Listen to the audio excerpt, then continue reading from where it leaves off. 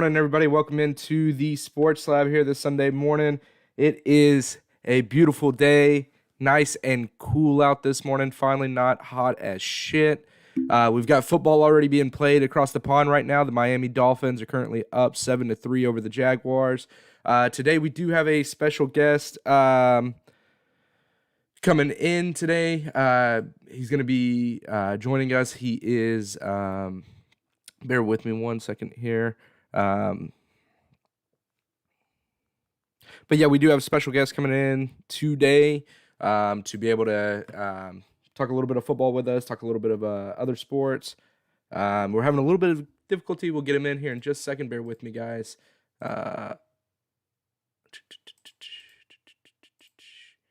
Let's see.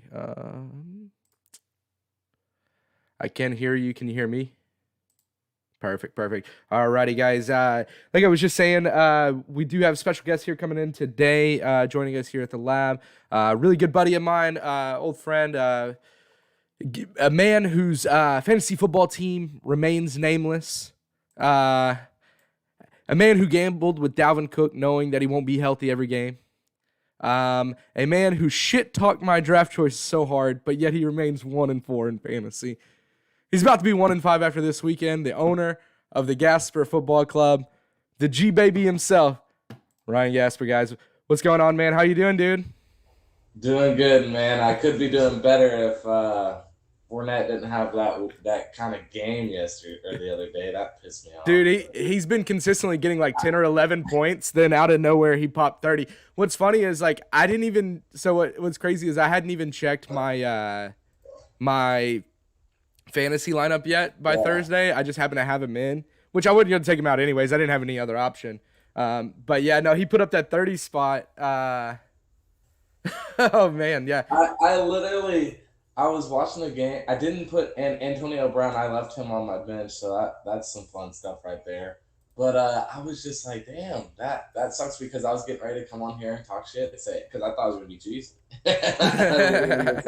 Wow, Fournette had the game of it. He'll never have another game like that this season, and it happened against me, so that's fun stuff. But Hey, I'm hoping that he continues to have those games this season. So it's been a rough year for my squad, dude, and it's kind of sad Yeah, because dude. I'm looking at I've lost. I mean, last week I lost by 1 point, and then I've lost by like a total of 15 in three of my losses. I could be 3-2, 4-1, but it's kind of how it goes, I guess. So, That you could, yeah. I mean, who all have you played so far? You played let me see. I the only team Gifford smashed me, and it's tough living with him.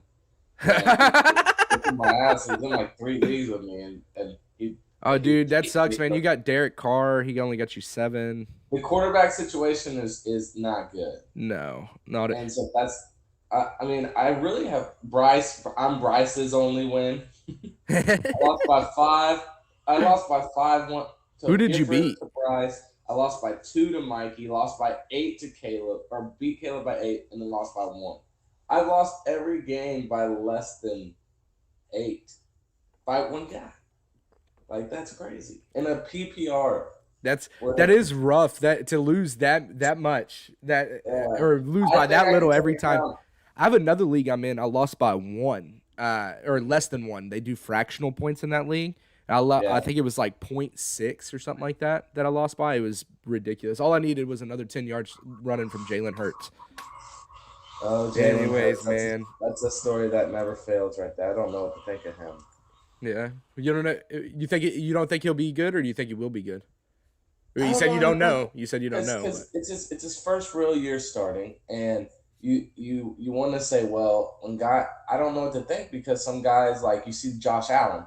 Josh Allen literally what he's doing shouldn't be happening. He had one of the worst completion percentages in the NFL, and I was listening to this like advanced stats that I was saying no quarterback has ever turned it around as quickly and as like because something that usually doesn't change is your completion percentage. And if you can't complete a pass at above 60, above 58%, you're probably not going to be a good quarterback, you know? mhm. And he went from very bad to one of the top 5. So I was a hater. I really thought there's no way. Sometimes in the back of my mind, I still think he may not be that great, but you can't do what he's doing and not be good, but it's Mhm. kind of shocking. And so I can't really I don't know about Jalen Hurts. I think he has the tools. It just depends if he can throw the ball downfield. I'm not sold on Lamar Jackson all the way.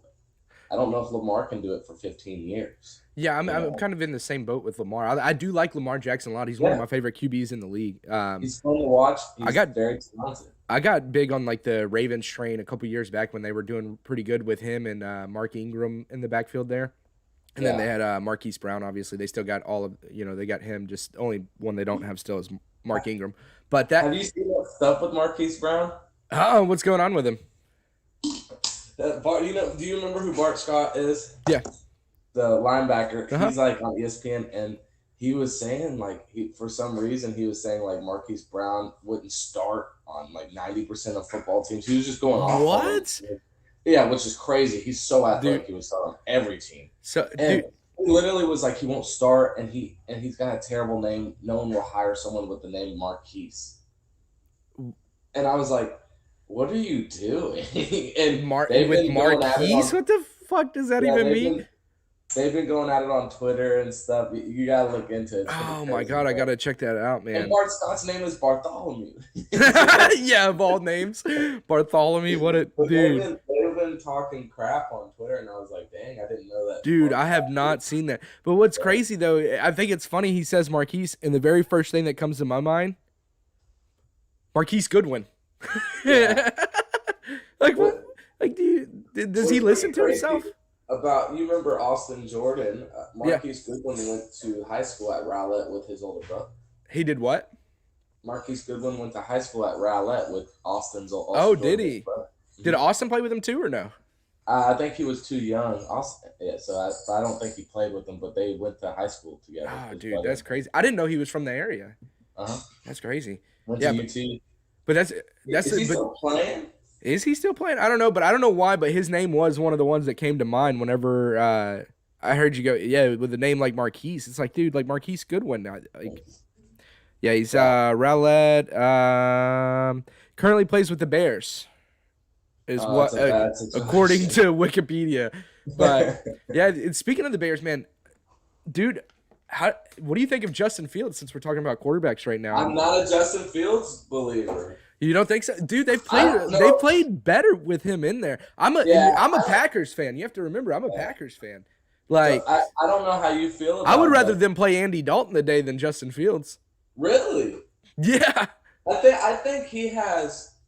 It looks like he probably has out of all the quarterbacks the best of both worlds, like arm yeah, talent and athleticism. sure. Like he's more balanced and he can do both. I see him being able to do that, but I didn't like him, and I judge college a lot, and I watch a lot of college football. Not that I'm some expert, but when he didn't play that well to me in college at times, and so I've never really thought. I mean, the consistency is a thing for me. Like I'm not big on Trevor Lawrence either, but you can see that he's Yeah. a good quarterback. He's dealing with a shit show in Jacksonville.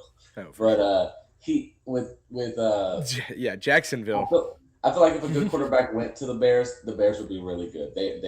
I don't know if you may think it's a system thing. I don't know, but Yeah, Fields is that's still out on all these guys, even Zach Wilson. yeah. I still won't make an opinion on them until after 2 years of doing it. The main thing I worry about with Justin Fields, and well, not really worry about, I hope for as a Packers fan. Just look at the history of all the Ohio State QBs in the league. Yeah. Dewey Haskins, Carterell Jones, Terrell Pryor. The only Like one none who, of them have panned out. and the only one who's done semi good is Joe Burrow, and he Yeah, didn't but he went to start. LSU. Yeah, he went But to what's the, going on with LSU, man? Like the what greatest school that God ever created. what is going on down there though? Are they ever going to be good again Bro, without Joe I Burrow? we were talking about what are we going to discuss. I was like, I really want to rant about LSU, and I'm gonna do it a little bit, but this is what we do. This is why college football is so beautiful. Is we lost last week to Auburn and Bo Nix so bad. We were beating them the whole game, and we lost that game. Or no, we actually lost to Kentucky. Kentucky spanked us, so we lost to Auburn and Kentucky back-to-back weeks.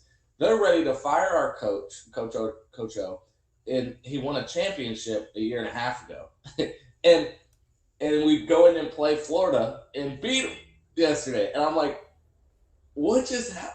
Yeah. Like, how did we beat Florida when we suck. But I'll tell you what, they out of all the teams in the last 20, 25 years, there's only been two teams that have won the most natties. It goes Bama, LSU. There is a standard, and some people don't get it, but you can't. We've lost LSU. I say we, it is a we thing to me, but LSU has lost more games in the last 2 years, just this season, halfway through, and last season, than any decade of my life they've ever lost. They were losing one or two games or no games at most my whole life. So there is a standard, and I don't know if Coach O's that guy. I want them to go get the Cincinnati head coach, their third in the country, Luke Fickell. He was the head. Remember Jim Tressel, the old Ohio State coach? Yeah. He took over when that guy had to step down because he got in trouble when Terrell Pryor was out there selling his autographs. Yeah, or whatever, when that was illegal. Now you can do that. Who cares? But that guy's a good coach, and I'd rather go get him. But it's a weird year in college sports. Iowa was number 2 and then lost to Purdue.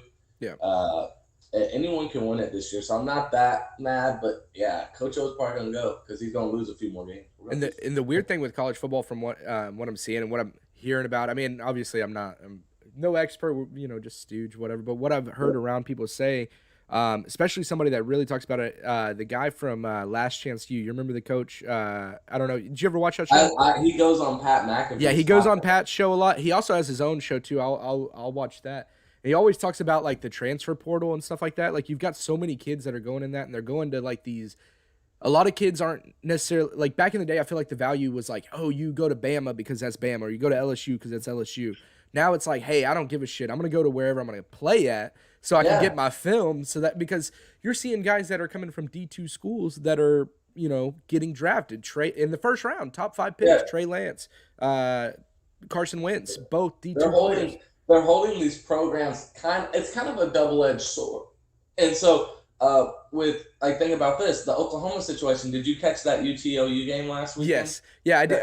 I didn't get to watch it because kiddo was playing soccer, but we were keeping up with it throughout the day because the wife's a big UT fan. So, and what's so sad about that situation is UT fans knew that was going to happen. She was sitting there. She was like, I'm going to enjoy this 28-7 lead while I can. Well, that kid that they brought in, so Spencer Rattler was a projected top 5 pick going into this year. Quarterback, going to be the first quarterback taken probably, and he just got benched. Yeah, I'm assuming he's sliding pretty far right now. He's probably going to have to play another year of college and transfer and prove that he can play, or he might just go to the NFL and get drafted anyways because his kid behind him, Caleb Williams, I believe is his name, he's 18. Last night he was literally like 16 for 20 for 350 yards and 4 touchdowns. Like he literally, and he can run, and he's like Justin Fields, but he's better than Justin Fields right now, in my opinion. And that's the dude that came in behind him. We've been seeing the bench, but he took over, and they're talking Rattlers. There's jokes on social media. He entered the transfer portal at halftime. That is funny. And dude, he was like getting booed. He was getting booed by like the OU fans. I saw that like when he got pulled out. And they were yelling. They were cheering for the kid's name the week before. And his backup, they're rooting for his backup, and they asked him, "Have you ever been booed by your own fans?" That's brutal. There's only a couple people that come to mind of being booed by their own fans. Him, and then the second is the New York Mets baseball team. I don't know if you saw that shit. Like couple. That was a collapse. I don't follow baseball like that, but that was a collapse of all collapses. This year. They started so strong. Yeah, I don't follow baseball too hard either. But them booing their own team got into my my timeline. But yeah, dude, the UT though, like I mean, yeah, they blew the lead. They blew the lead last week, or to OU. They lost yesterday to Oklahoma State. They were winning that whole game. Yeah, dude. And what's bad is like their fans know that this is gonna happen. They've conditioned their fans to know that this is happening. Which brings me to kind of like my next question. Whenever it comes to like college football, why the fuck are they always ranked in the top 25? It seems when the season starts. The past 5 seasons they've been ranked top 25, and only 3 times they finished in the top 25, and one was 19th and the other was 25th. It's the gauntlet. I don't think they've had the high level coaching, and they don't get top 10 recruits. So I think that right now they're sitting at second in recruiting, which is big for them. But it's the name brand. They'd rather Texas be ranked and put a number by their name, and it gets more viewers. Yeah. But I do think they're good enough. I just think the consistency isn't there at times, and they'll lose to teams they shouldn't. Like LSU is. That's why I was telling you about LSU. Never in my life have we lost this many games because we always beat unranked. Like when they lost to UCLA to start the year, that was their first out of conference loss in like 15 years. So like that you got to handle your business, and UT just gets that respect mainly, I guess, because Mac Brown and Vince Young. And when they had Mac Brown, they were never losing more than 2 or 3 games. Yeah, and correct. they got a little too wanting more, and then they got coaches who are going to miss bowl games. You know? Yeah. There've been I don't know seasons. why Big 12 is tough. It's tough in these Power 5 conferences to Yeah. continue to win. Like they were ranked, they got ranked after losing to Oklahoma. Now you had mentioned though too that something about you'd said that they're not the number one. They're not getting the top 10 recruits or things Which like is that. You think that's crazy. going to change for them a little bit once they do move over to the SEC? Sarkeesian, he's the alcoholic hammer, but he's the one who got ran out of USC because of he was drinking too much. But he Nice. went to Saban's Academy of Learning and got this Texas job. And there's my girlfriend. What's And up? then What's up? she hates sports so much because that's all I do. I have sports on every day, and she Yep. hates it. But So does my wife's not a huge fan either. yeah, they're guilty by association with us. Yeah. And and second of all, I'm sorry I have to say this. Can you still hear me? Yeah. My computer's Yeah. messed No, up. I hear you just fine, man. This game sucks. This London game. Yeah, I'm not even watching it. Normally, if a game is going on while I'm like doing one of the shows that I do, I'll watch it. Like for instance, on Tuesday nights I do hockey. Well, they had opening night on Tuesday, so I had the Penguins game playing while I was watching. So I'd occasionally break and be like, "Oh, a goal just scored" or something, But I don't even care to watch this one. This one is absolutely terrible. Yeah. Dude, one thing that's pretty funny, that I laugh about with LSU too. Just one last thing with them.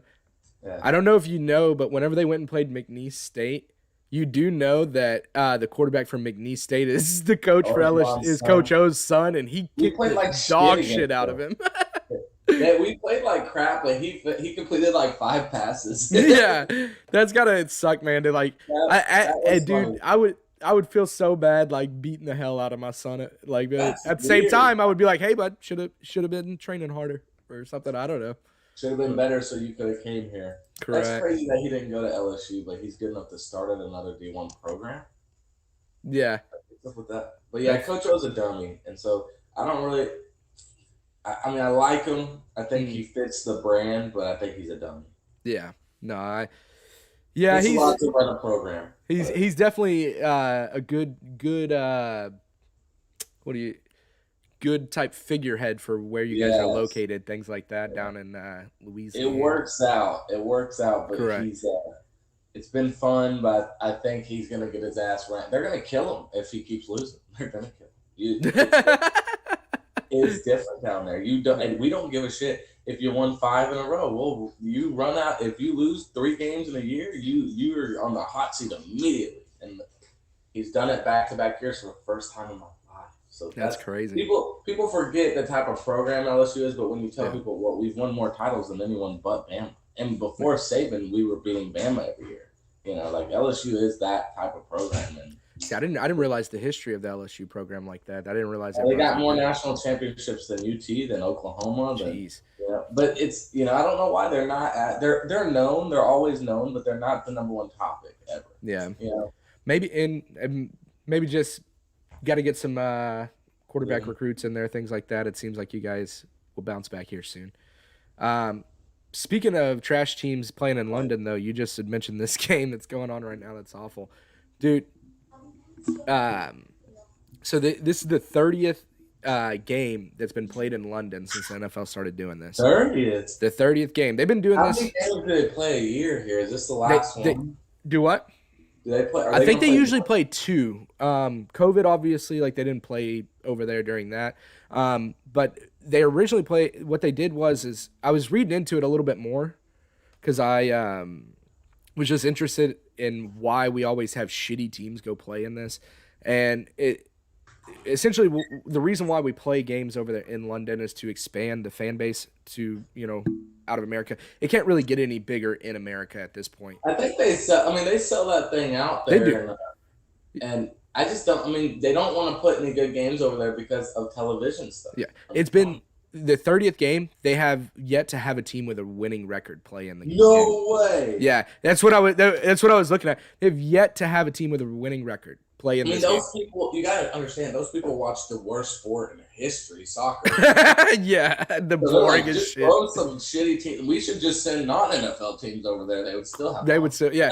Dude, why don't we put a college game over there? Dude, that would be pretty. That would be That cool. would be great.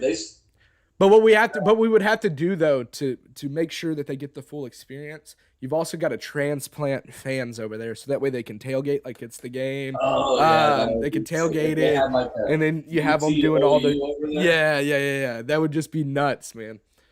The Red River across the pond. They're gonna.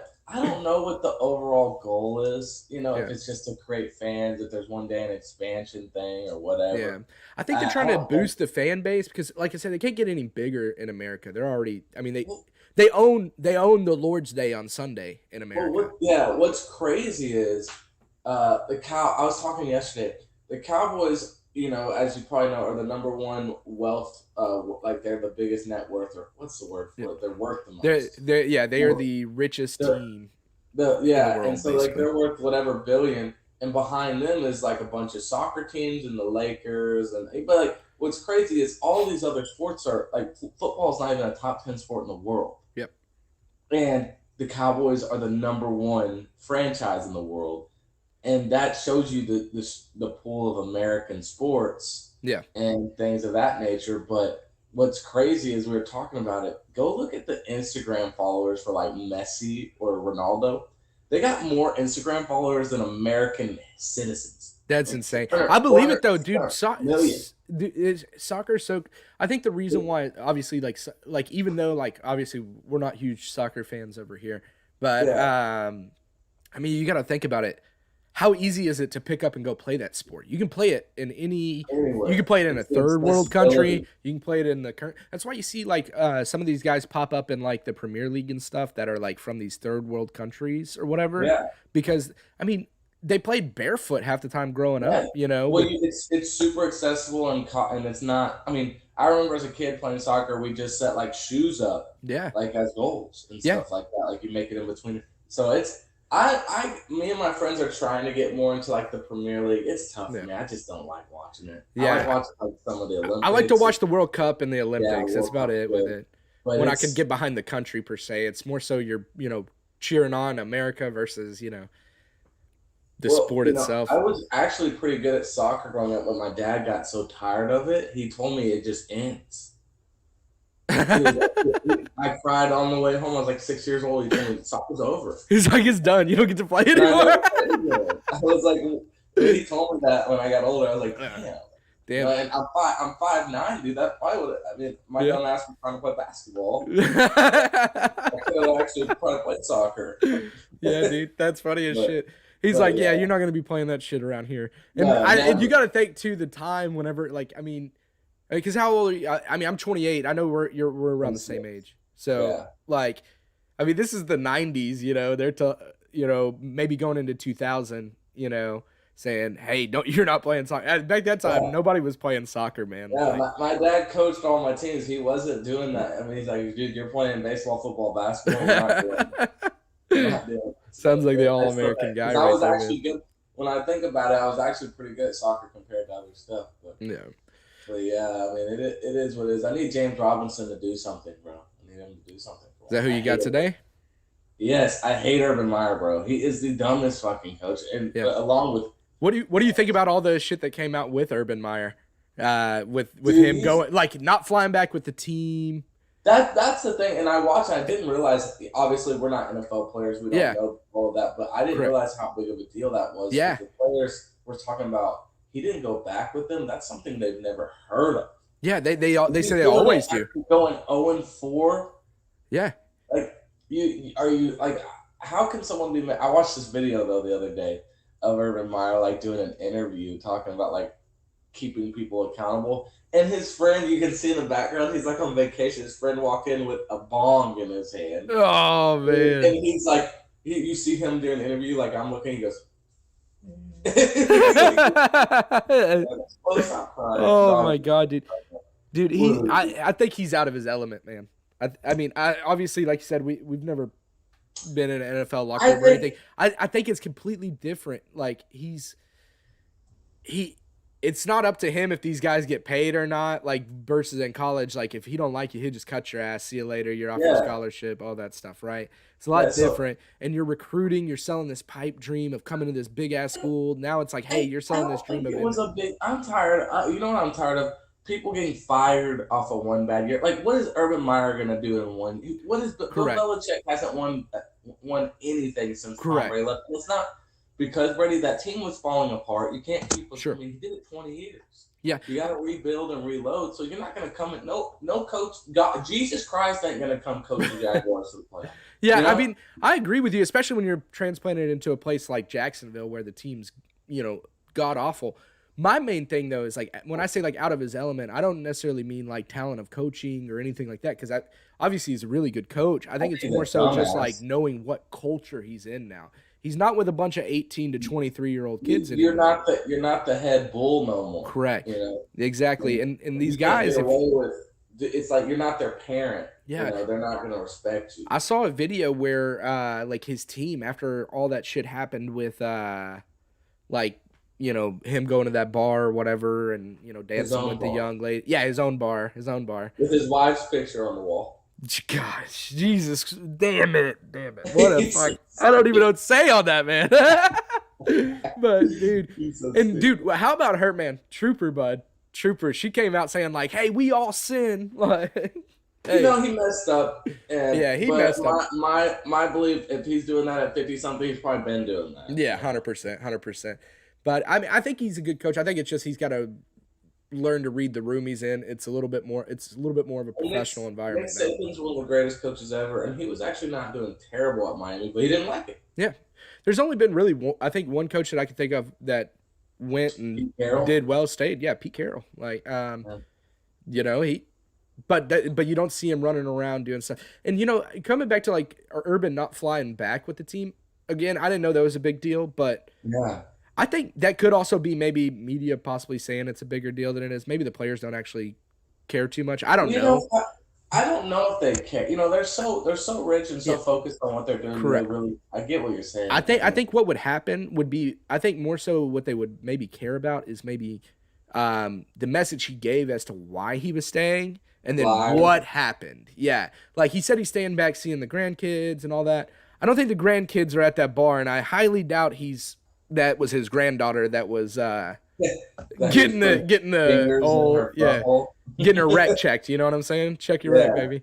But yeah, no, I don't know. And moving on, what's going on with like one good thing for him is, Gruden came through this week and really bailed him out of the media It's, cycle. Like I haven't it's heard anybody talk about Urban Meyer till we just did all week long. I don't know what to think about all that. I think like first of all, I saw a thing saying give Gruden some slack. He was a young 48-year-old. Like he's an Young idiot. I mean, 48-year-old, what an idiot. you can't say those things obviously, Mm-hmm.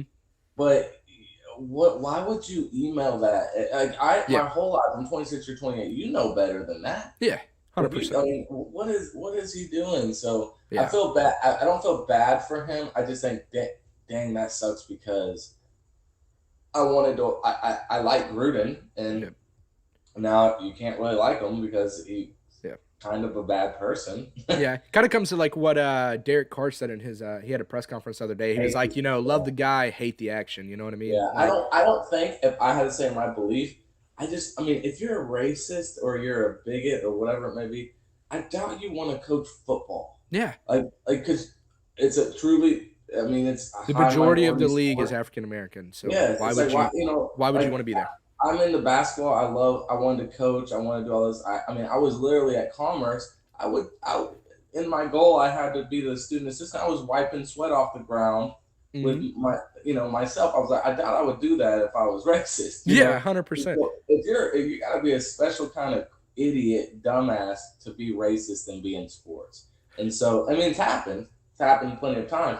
But I just I don't think Gruden is that. I think sometimes you just say choice words you probably shouldn't say, Yeah, and and that's and how it goes. and as bad as it is, I don't I think don't Derek like what he Carr would. said at all. I mean, I think it's terrible. I mean, I don't think you Do should you say it. think Derek Carr would have said that if he didn't truly believe Gruden wasn't a bad guy? True, Because exactly, you just denounce him if you think he's a bad guy who's been correct. tricking you and acting And that way. I don't think Gruden's that, but more stuff has come up about him, and I'm sure you heard what Keyshawn Johnson had to say. But mhm, Keyshawn Johnson isn't really the most credible human to take sure, much from. But so I don't know.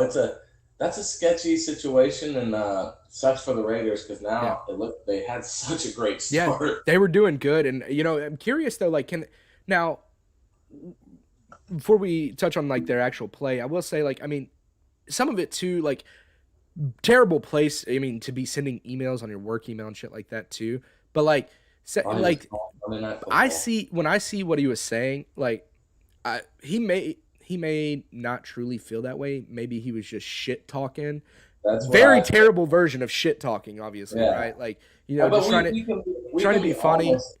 but We have said words like that without knowing. Well, when we were younger correct, and it really wasn't canceled like that.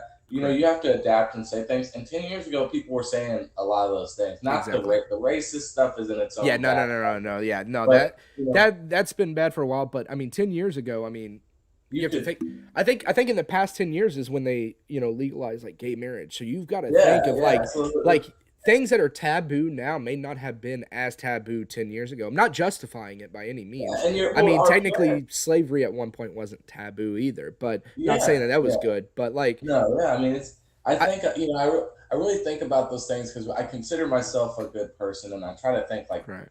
I couldn't imagine having like any human of any form as just your servant, and you can do whatever you want to them because slavery has not been depicted accurately throughout our lives. It's probably a million times worse than it was 100%.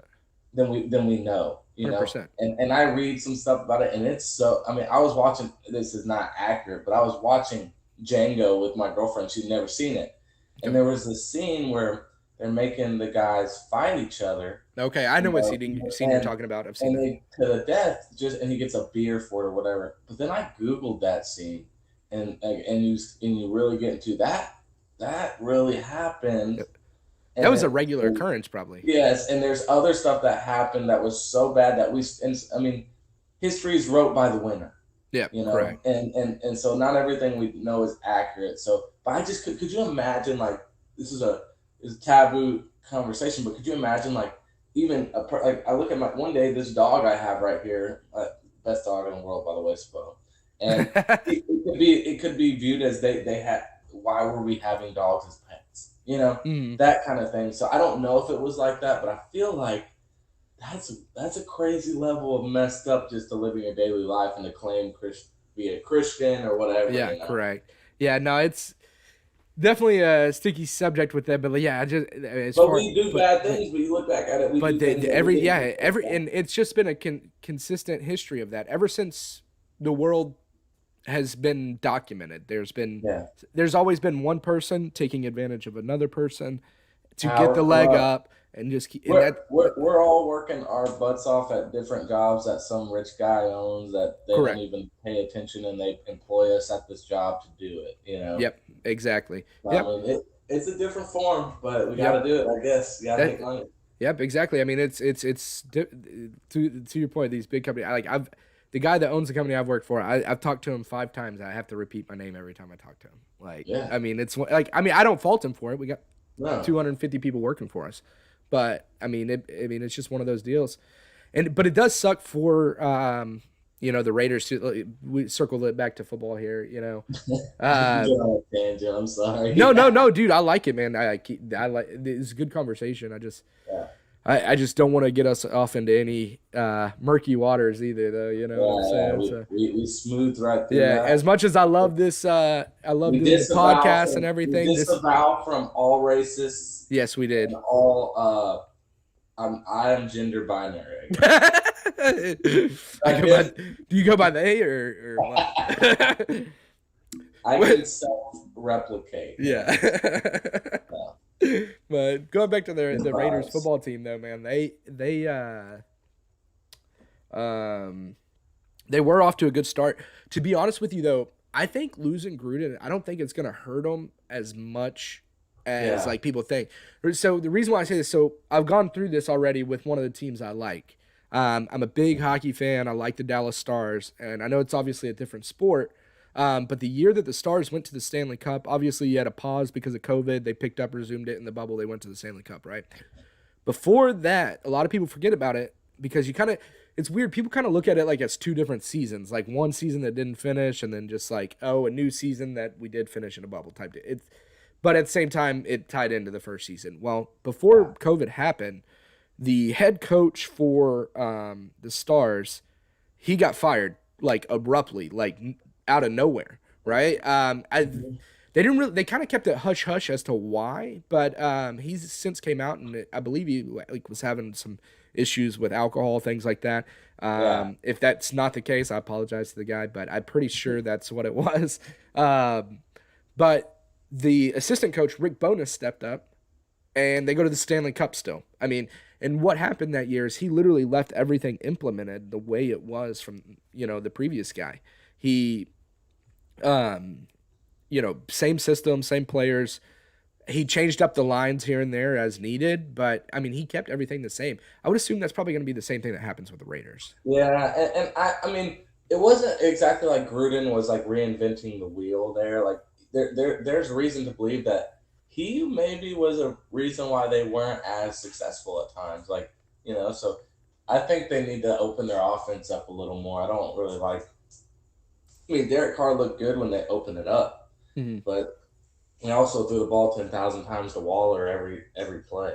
100%. So I Once you don't take know. Waller out, there's not. I feel like there's not a whole lot of other You don't have a options. lot of weapons. Yeah. Not a lot of weapons. They foolishly took Ruggs over Justin Jefferson last year and or a year or so ago. Yeah, and I think they didn't. They have. They had the option to get CD at that time too, didn't they? They So got Ruggs over CD and yeah, Justin that Jefferson. so that right there happens, and then And so Josh it Jacobs really isn't that great. it's so crazy to think about the draft on what can happen with the draft, because think about like so Ruggs. They probably thought that was going to be the guy of the draft. That's why they took him. It's hard to evaluate that talent. Just like if you really think about it, you know, who was it? Daniel Jones was it drafted ahead of who? Was it Deshaun Watson, right? Or There who? was a lot. I need to look that up. I'm thinking, or am I thinking of a different Bro, draft class? hey, hot take. I'm Yeah. not that off of Daniel Jones now though. No. He's been looking pretty good and he can run and he's getting a little more accurate. I really think that team sucks. I Hey, did he? really think. Yeah, dude, that team's awful. Kadarius Tony's nice though. Yeah, And dude, I I don't saw know if the funny ass meme after last Sunday's game or whatever from Jason. It was a Jason Garrett meme, and it was him yeah. clapping, and Oh yeah, I it see that. said when your old team starts playing like you wanted them to. Yeah. Oh, that's a good. We haven't talked about the Cowboys at all because No. I'm very weird about them because yeah, I'm a Cowboys fan, but you get nervous when they're looking this good because they probably never looked. It's been a while. We had one year with Tony Romo where they looked real good, and then the year with Dak where they looked real good. And I understood that year with Dak, his first year with him and Zeke. I was like, everyone was going too crazy. I was like, look, we're not going to win a Super Bowl with this team. Yeah, I believe that's when the Packers beat us, and it is. Dak put us in position to beat you. Yes, You know, it was. We beat y'all, I believe, in um, Dallas. That was the Aaron sideline Rodgers. catch with Jared Cook there at Yeah, the end. Aaron Rodgers literally came back on us, but everyone and then everyone was out on Dak. It's so crazy how people are. I've lived through people hating Dak and loving him and whatever. Because you meet a Cowboys fan, they legitimately look at you, and I don't know how you feel about Tony Romo, but I can go on a tangent about him. They can look me in the face and tell me Tony Romo wasn't good. I want to say, dude, are you stupid? The team was so bad I 90% of the time I when he think was there. Tony Romo was a wasted career It for was, bro. like It's sad. If the he would have been playing in New England, he'd have a Super Bowl. He was a Super Bowl talented quarterback. And then people try to tell me, well, he sucked in the playoffs. Well, actually, he was up. He should have beat Aaron Rodgers one year. Mm-hmm. And guess what? It wasn't his fault. The defense didn't stop Aaron Rodgers when he got us the lead. And he made one mistake when he was his first year playing and took us to the playoffs undrafted. And that Seahawks drop of the kick, Yep. he becomes hated for it. Yep. Like, it's like, dude, are you crazy? Like his career was incredibly successful for being undrafted. 100%. Incredible. But it's like people are quick to forget him running for his life, us having James Robinson catch and all of that kind of stuff. I'm a big Tony Romo guy. I think what you said is perfect. It was a wasted place for him, and Zeke is almost getting wasted at times. Yep. Running backs can get wasted real quick. Yep. And but I just think that we had a chance. Like I knew. Like the year when we lost y'all, we obviously had a chance. I think y'all won the Super Bowl one of the years you beat us. No, we did not. You did? Yeah. Oh, hold up. You beat it. You broke my dreams a few times, bro. I don't think we won the Super Bowl any of the years that we beat y'all because the infamous Dez drop. That was a catch. Okay, was that a catch to you? The Dez drop. The Dez drop. Catch. That's that changed Dez's career forever. Yeah. We lost the next week in Seattle though that year, so we didn't win it that year. Is that the year that Seattle won it? Or hold up, is that the? I may be getting them mixed up. I know that it was either that one. I think it was that one. Or that's the one where Tom Brady beat Seattle. I think that's the one where Tom Brady beat Seattle. I could be wrong. I prepared one question for you now that we're rolling into this. Sure. When it's all said and done, if Aaron Rodgers doesn't win another one, right? Yeah. Who's better, him or Russell Wilson? Aaron Rodgers, no doubt, man. Dude, I don't think Russell Wilson's even close to that conversation. Russell pass him? Do what? You don't think Russell could pass him by winning more? I mean, he could definitely pass him if we were to go with how it stands right now. Like, I mean. Oh yeah, but I mean, hell, if you want to talk about if he can pass it, Patrick Mahomes may pass Tom Brady one day. So there's a level, and I always say that I do this with my LeBron MJ arguments. Is the reason I will stand by for the time being. LeBron fans get so mad at me, and I argue with them. I'm like, why are you trying to crown LeBron while he's playing? He's not better to me right now. Yep. But I always say, how is it a disrespectful thing to say I think he could catch Jordan? But he's got work to do. Yep.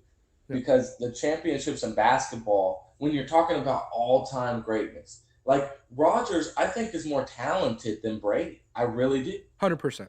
And I just, a lot of it is situation, but it's not like he's head and shoulders more talented. So being a part of a better organization at times and team that put stuff around Brady, and a big thing for Brady was Belichick, and then getting to go to a team that went 8-8 when their quarterback the year before threw 40 interceptions and then 8-8. So he's played for good teams. That's one thing. But number two, I still think Rodgers is probably the most talented quarterback I've ever seen. Yeah, I would agree. Go ahead. And I think Mahomes is that, but I think when it comes to being great, when it comes to saying I'm the greatest, you got to get close to Brady's championships. 100%. And that's why I look about LeBron. I'm like, I think he's gonna have to break people get mad. They're like, well, he's gonna score more points than Jordan. Well, he's gonna play more games. Is Kyle Ripken considered the best baseball player ever? No. But he does have the record for most starts. Yes, you know what I'm saying? And that LeBron he hadn't scored more, hadn't passed Jordan in game-to-game stats, but he's going to play more games. Mm-hmm. Correct. You get what I'm saying? Yeah. I get that he's not there yet, but he may get there. He's proven that he is. I've never seen someone be an all-time great. I mean, LeBron and Brady are effectively doing the same thing. Yeah. And because to play basketball at his age, at this level, is insane. But it's like I still think he has more work to do, and I'm not saying he's not. I think he's the second best all time. When it comes to Mahomes, I think he lost his chance to King Brady because it's hard to win championships. You know that, right? Uh-huh. And I mean, guys like Rodgers got one. Yep. Yeah.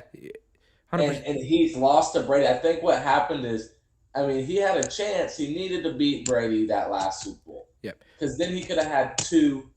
He would be like 25, and he has time. But with him losing to Brady, and then him losing in that AFC Championship game on some dumb shit to Brady his first year. I mean, Brady has effectively stopped him at the end of his career from winning. That is true. And so that's pretty crazy to me if you look at it that way. But I think Mahomes is the only one. I know they're shaky right now. Yeah. I'm not. You won't catch me jumping off that bandwagon. I think he's the most talented quarterback. I think the Chiefs' problem is they just need to get their defense better. I mean, that's one of their. Mahomes has made some stupid throws in like the Baltimore game. He literally had to throw an interception for them to lose that game, and he did. Like it was a bad throw. Like he's making some stupid throws, but then you go look at his stats, and they're the number 1 offense, and all this other stuff. It's like, and you know too, like it may look stupid, and we may think that they're this bad offense or whatever because Mahomes is making stupid throws. But to your point, like they're the first, and it kind of I've heard Aaron Rodgers say it before. You know, a bad year to me is like a record year for another quarterback, right? So like that's going to be kind of the same thing with Mahomes. Like it looks like he's having a bad year, but he's in comparison to everybody else, he's still very good. I was more so just saying like like if we were talking in the in the realm of the future, I mean, then technically Mahomes could technically catch him. But Mahomes is going to have a better career than Rodgers just because of how it's shaped up. I agree. It's one of the things as a Packers fan that I do not like, and that's the whole with it being not an actual team owner and it being more ran by like other people. It's more ran like a business. So you see all this shit, and that's why you had all that drama in the offseason with Rodgers. Do you think Rodgers is gone after this year for sure? Yes. Dang, really? I hope not, but yes, I think so. So are you Team Rodgers and all this? I am Team Rodgers in all of this. I've gone back and forth. I love watching him on Pat McAfee. He's a funny guy. Yeah. I'm a big fan of the McAfee show as well. I think he's I think he's gone. I don't know where he's gonna go, but I don't think that's good for the Packers. I just doubt y'all hit 3. If you hit a 3rd straight Hall of Fame quarterback, and for that means your whole entire life you've got good quarterback play. That's some bullshit. Yeah, it never. The fact that we got 2 in a row is insane. You think Love's the guy who takes over and they go with him? He will take over when he does. I mean, he's definitely going to get that opportunity. They've talked him up for it. He doesn't look bad in the moments that he has played. Like he's got his opportunity to learn and do it the right way. And that's the thing is, I think that's a lot of it too. He's going to get. I honestly think the quarterbacks that get drafted and go sit for a year or two, I think they're at a better advantage than those that get drafted and start right away for 2 reasons. The first reason, if you're starting right away, you don't get to learn from you. That means you don't have that veteran leadership to learn from. No. You've got to learn to be a professional on your own, basically. And then the second thing, though, is if you're starting at quarterback on one of these teams, odds are you're probably a top pick, which means you probably went to a shit team. So that's what look. You're gonna get the shit kicked out of you. That's why Burrow got hurt last year. And I'm a big obviously LSU. Burrow to me is a special guy, and I got an argument. And I don't want to say it, but I'm gonna say it. I think Herbert's better, right? Yeah, probably better. He's also on a way better team. 100%. And I think that Burrow has this factor because he's got that it thing where it's like he's like Peyton Manning to me. It's like he doesn't need to be the best athlete, the strongest arm, but he'd beat Aaron Rodgers if his kicker wouldn't freaking suck. Yeah, 100%.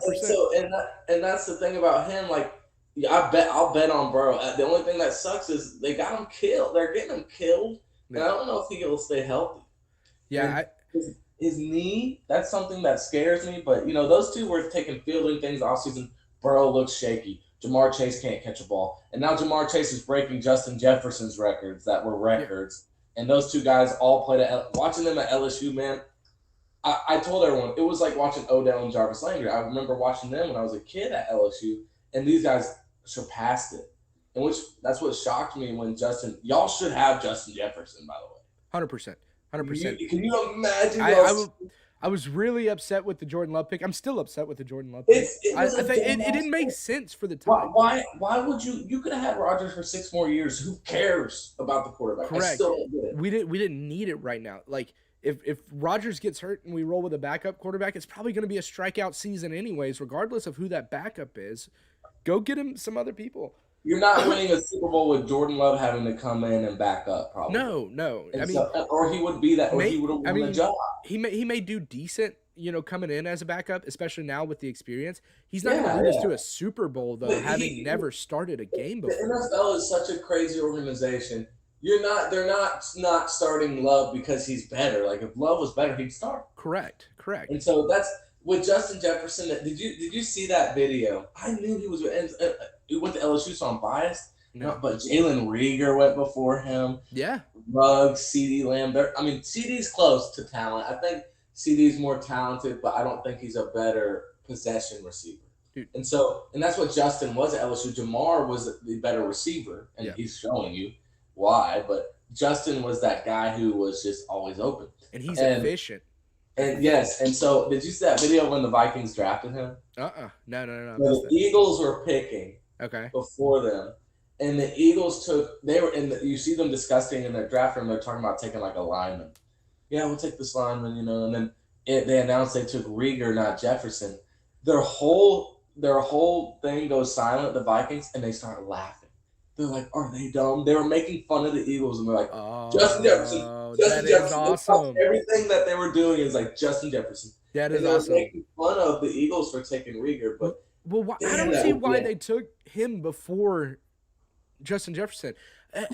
He sucks. Did you watch that? He's not that great. The best thing he's going to do for that team is probably return punts. Yeah, and so I say this. I always try to make sure I know. Obviously, they're all NFL players. They're good. They're good at it. But we're talking about on the scope of NFL players right now. We're not talking about if I lined up next to the guy to guard him. Justin Jefferson is doing good with Kirk Cousins. Yeah, like he's a good quarterback. But seeing what Burrow's done, where I really am interested in when it comes to young quarterbacks. Who's your favorite young quarterbacks in the league? Is it Herbert number one or is it Kyler? To be honest with you, I like Joe Burrow a lot. I like Joe Burrow too. I'm not an LSU guy, but I do like him a lot. I like Herbert. I think Herbert's with him. I never understood why Miami took Tua over Herbert. He's playing today. I just saw that. Yeah. I never understood that pick. A broken Tua. I think a healthy Tua is up there. If he was still healthy at that point. But you got a guy that's hurt, and you've got another guy that's sure thing. Herbert size-wise fits the NFL build, man. Like I didn't like Herbert, and I'll say it, hand up, I was wrong. I was a Herbert naysayer because he wasn't getting better at Oregon, and I guess, and everyone was what's going on, but he didn't impress me, and like that's the thing I look at. Like if you're not impressive in college and you're staying there later, like Andrew Luck did. Andrew Luck was creaming everyone with his team in the same conference, and Justin Herbert, it's like maybe they weren't up to snuff with him because he's on my fantasy team in one of my leagues, and I couldn't be happier. I'm sure. He's fun to watch. I think if I had to put money on it, I like Burrow more.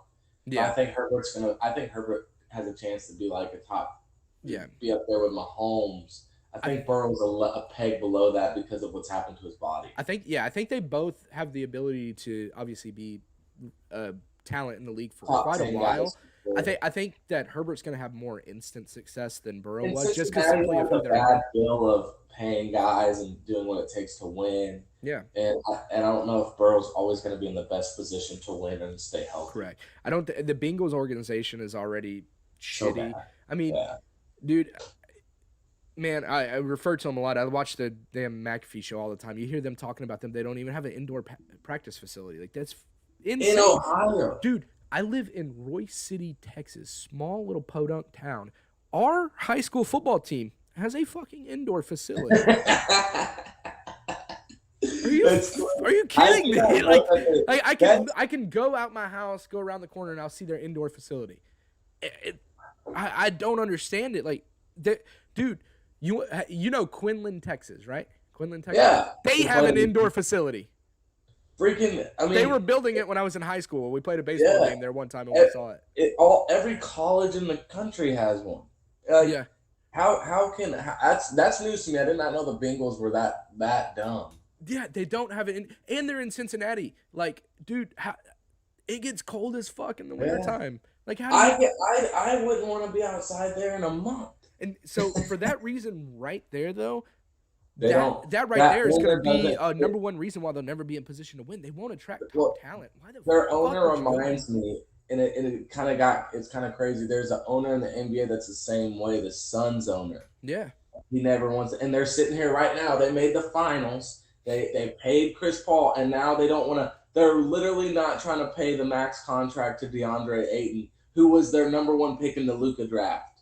In Luke, they took him over Luka. He's a good freaking player. He's gonna be a max contract guy, and they're like brushing their feet with him. Like, are you just gonna let him walk? yeah, and He's number one overall pick. that's what It's also like happens up in Green Bay Robert too. Sarver, that owner doesn't pay people. He doesn't like to. And I'm like, why do you own a team if you're not trying to win? Correct. Some of these owners are just trying to make money. Yeah, and that's what it is. They bought the team as an investment. You have people. Like Jerry Jones would go to hell if he could win another Super Bowl. He would make a deal with the devil. He flat out said that in that Hard Knock show at the beginning. He's like, I'd do anything. I'd do anything.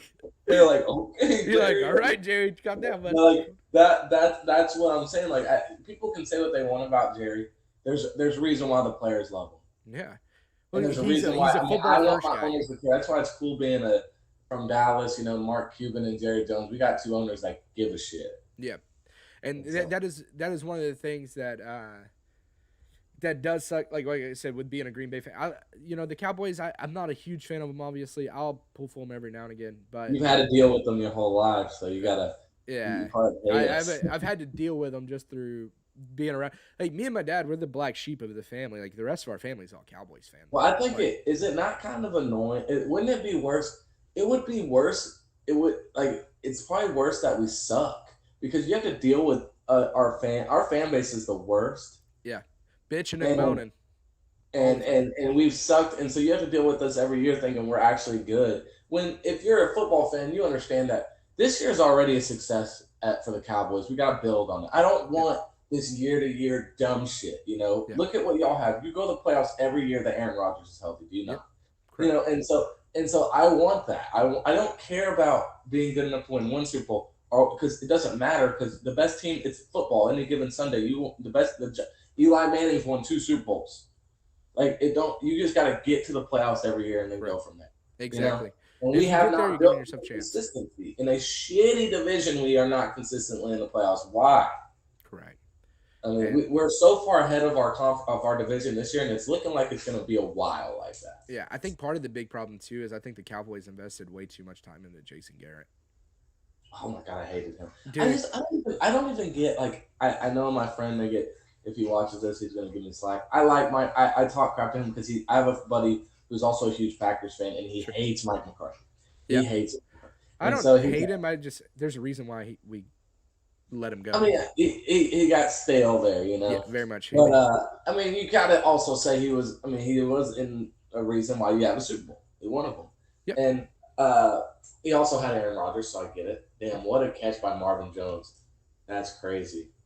But yeah, so like I don't understand why the Cowboys can't get the best coach.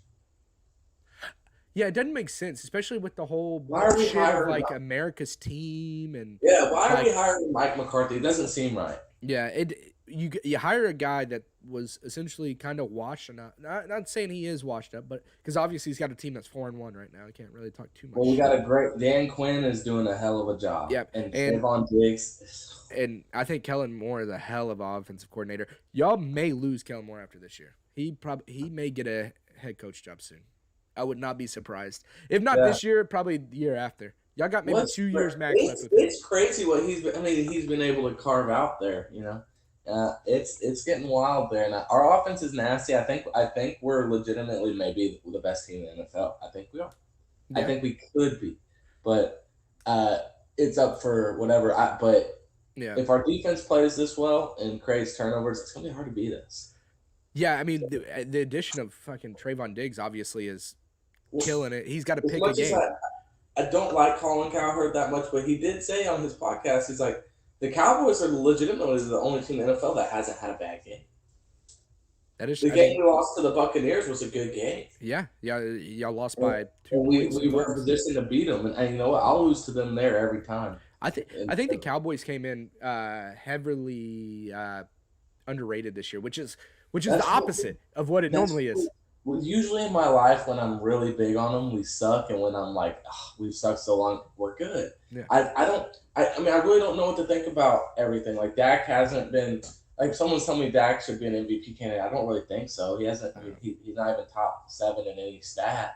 You Correct. know, he's not. He's not the reason we're winning. He's part of the reason. You know, Yeah. and so I don't know what to think about our team. I think if Dak can stay healthy, we're good. But we make some dumb mistakes too. So I'm interested to see if Zeke and Tony, it's the Zeke and Tony engine, and you know that, I know Mhm. that, and we have nasty receiver. It's just a hard offense to stop. So if our defense can hang in there, we're going to be a tough out at the end of the day. And Yeah. I think I'm, overall the Cowboys are playing really good team football too right now. Like I mean that's why you're like, hey, like Dak maybe not an MVP candidate per this is se, the best team they've but had in my life, I think. yeah, But what's crazy is how NFL is so crazy. They didn't make that many changes. This is collectively the same unit that was ass last year. this is and that's the thing too is I think that's why I had a trouble like seeing why the Cowboys were so underrated this year, which is normally I'm like, yo, I wish people would shut the hell up about the Cowboys, but like this year, like it seemed like nobody was really talking about them, and if they were talking about, oh, Dak's not gonna be the same, they're not gonna Everyone's come back the same. shook because they're that good. They are this, but they're the same team as they were last year. To your point, and before Dak got hurt, the defense was the only concern And because we were still, but when Dak got hurt, we were losing before that. We were literally correct. losing we were But winning. that's why I was saying though, like before Dak got hurt though, the defense was really y'all's only concern because the offense was lighting it up with Dak. He was a And top 5 forth. passer at that time. He was, but we were getting behind anyway. So I don't know. You can't just blame Dak, but we were also falling behind, and he wasn't putting those numbers up in a close game. It was You usually get a what lot I'm of saying? garbage time. Yeah, and so like Gotcha. I still think it's not his fault when the defense was. I'm not lying to you. Was the worst I've ever seen in my life, Yeah. in my whole life. I don't understand how, but I guess you got to give Dan Quinn, old Falcons coach, a lot of respect for what he's done with the defense. Yeah, I mean, You know? especially coming out of Atlanta to here. I mean, when I first heard that the Cowboys signed Dan Quinn after seeing how abysmal the Falcons have been the last however many seasons Yeah. now, I was I kind of laughed to myself about it. I was like what? I was like, why would you But sign Dan Quinn? He's been Well, you terrible. got to think, and I thought the same thing. But it's funny how we think head coaches are washed or whatever. But they were coordinators, and they had to be pretty good coordinators to get to be a head Yeah, coach. correct. And Yeah, so typically, they're pretty good at the other job, yeah, and they're not a makes head coach. sense. And, Yeah, and and with Dan Quinn, I didn't know what to expect, but it's starting to look like out there it's a Matt Ryan issue, yeah, yeah, because 100%, the 100%. Falcons always seem like they can be good, and they just suck after that And Super Bowl. They have never they've been got good. decent pieces, man. They've got Feel uh, bad for Calvin Ridley. you got Calvin Pitts, Calvin Ridley. Why do you Yeah, feel I mean, bad for CalvinRidley? because it's that I drafted him, and I feel bad for myself. But I drafted him. He's doing okay. He's he's doing hurt. He got okay, but hurt. he's like, I mean, he's probably in the 30s or 40s when he's a Yeah, top 5 receiver, I think, in the yeah. league. I think he has the ability to. I was real high on him going into the season He too, was so damn good last because year. with the absence of Julio Jones, when Julio was gone, he was catching I think he had like 11 But receptions per Matt game. Ryan is just bad. Yeah, I mean, that's what it's come I don't down know though. to. Matt Ryan was throwing to him last year, and he was playing well last year. Yeah, but I mean, he's progressed into being worse. I think yeah, I agree. And then but they've got the weapons. They got Ridley. They've got Kyle Pitts. That Carterell Patterson guy kind of came out of nowhere. Dude, he's nasty. Dude, yeah, he came out of nowhere, I'm man. starting Zach Moss this week against you. How sad is it? That's rough. My dumbass drafted Dalvin Cook and Carson. I was making fun of you for drafting those running backs, and I Yeah. literally drafted 2 guys who can't play for me, Well, basically. my problem was I wasn't paying attention very well. Like we were Yeah. we were a little distracted with where we decided to host the draft, and And we were all drinking. couple beers deep, and next thing you know, I've taken 4 straight receivers to start the draft.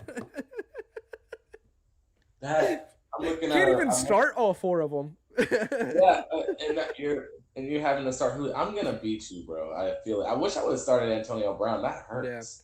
I got How I saw that your tight end was playing right now. How's he doing? Got 10 points in the He's first got 10? half. Okay. I picked Gesicki. I picked our league is so stupid, and I'm still 1-4, whatever. I picked Deontay Johnson and Gesicki off though. I picked Deontay Johnson off the waivers. Yeah. I've got Who dropped Deontay Johnson? He's the 21st. Like, listen, think about this. If we all went through and drafted two of the best receivers, right? He's the 21st ranked right now, meaning that he can start on every single team. Yeah. And someone dropped him. Yeah. I mean, do you know who dropped him? Who? Bryce. Bryce. All right. He's 1-4. There's a reason. He dropped him. And by the way, Bryce is the perfect one for the league to keep up with the money. That fool been busting my balls about that buy-in for a minute. I kept forgetting to pay him. I finally sent it to him the other day. I literally finally sent it to him too, but I was like, damn, I'm 1-3. I should just keep this. Yeah. I made it. I think I made it to the title last year, so no one knows this, but I'm just gonna say it. So last year, no one even noticed in the league, but I lost in the championship. I forgot who I lost to. Who won it last year? I don't know if there's a way to go. I traded for Tyreek Hill with Nathan like halfway through the season, and I gave Nathan $5 for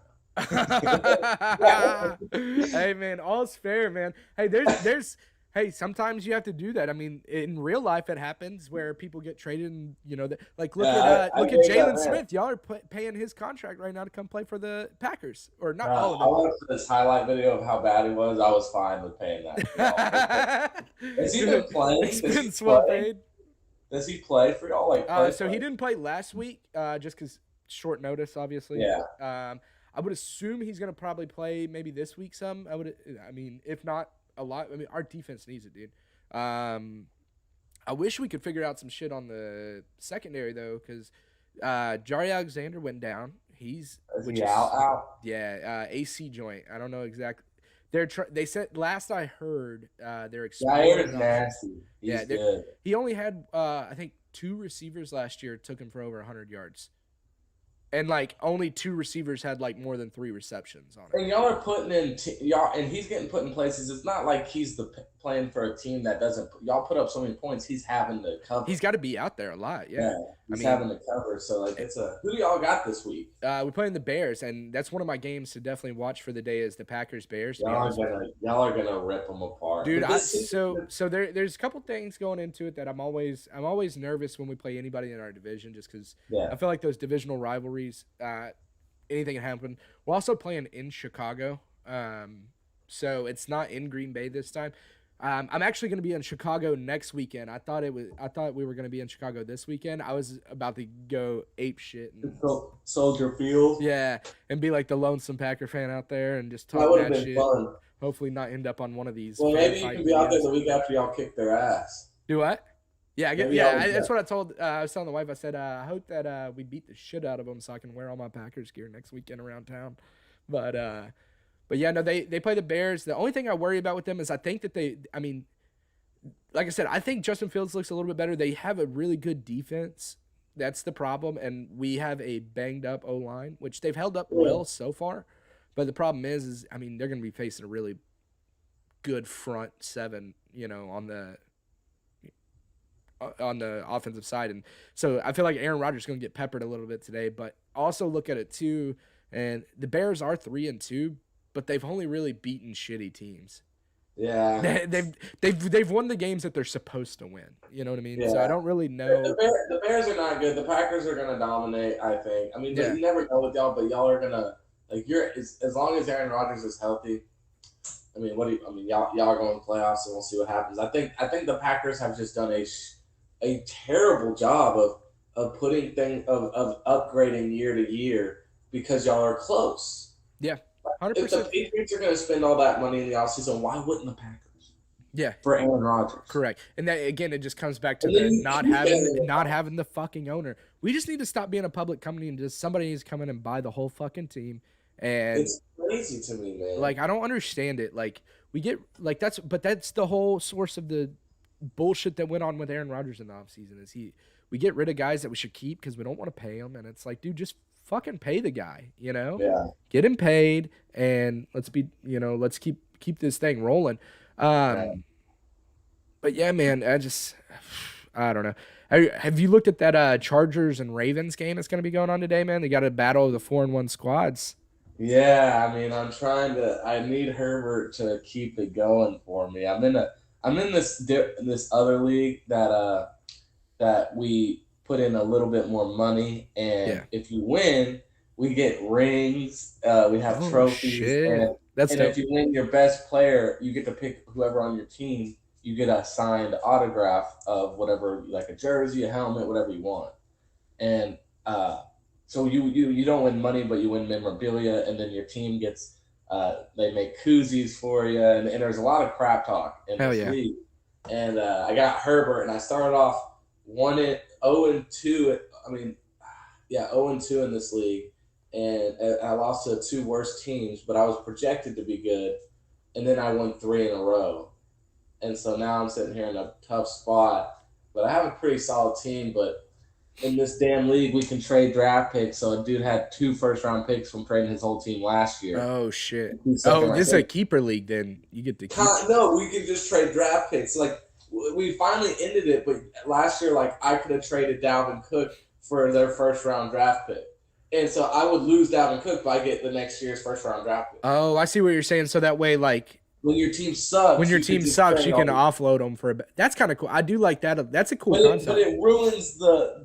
It makes it hard because I lost in the championship last Yeah. year to a guy who literally had two first round picks, two second round picks, and then traded his first round pick next season for DK Metcalf and Terry McLaurin. Yeah. So So like I this, now that it you was mention it, and when it plays out like that, I kind of don't like it. I mean, it works well in a we keeper. I think if y'all do a keeper league, y'all convert yeah that to keep the league keeper. because your team would suck the Yeah. next season. Correct.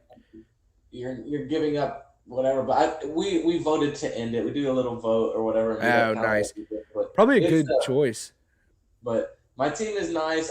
But it's crazy. My worst league is the fraternity league. I'm the only one. That's the only one where it's not looking like. Let me see my Yeah. percentage to make the playoffs here. So, If you beat me, you're putting my team in the dirt. And I looked at it. I was like, well, at least I play you this week. And I'm kind of sour, bro. I've lost a collective in a PPR where if my guy would have caught two or three more passes, I would have won three or more games, and I'd be 4-1. I'm literally 1-4. hey, do you know how the playoffs work in our league? We've got an East and West type conference here. Is it like top from each Yeah. conference, or is it just top from the entire league that make the I had a playoffs? 6% chance to make it to the playoffs. Jeez, how do you see that? Where does that say that at? It says it in the league. Like when you look at the standings, you can scroll all the way over.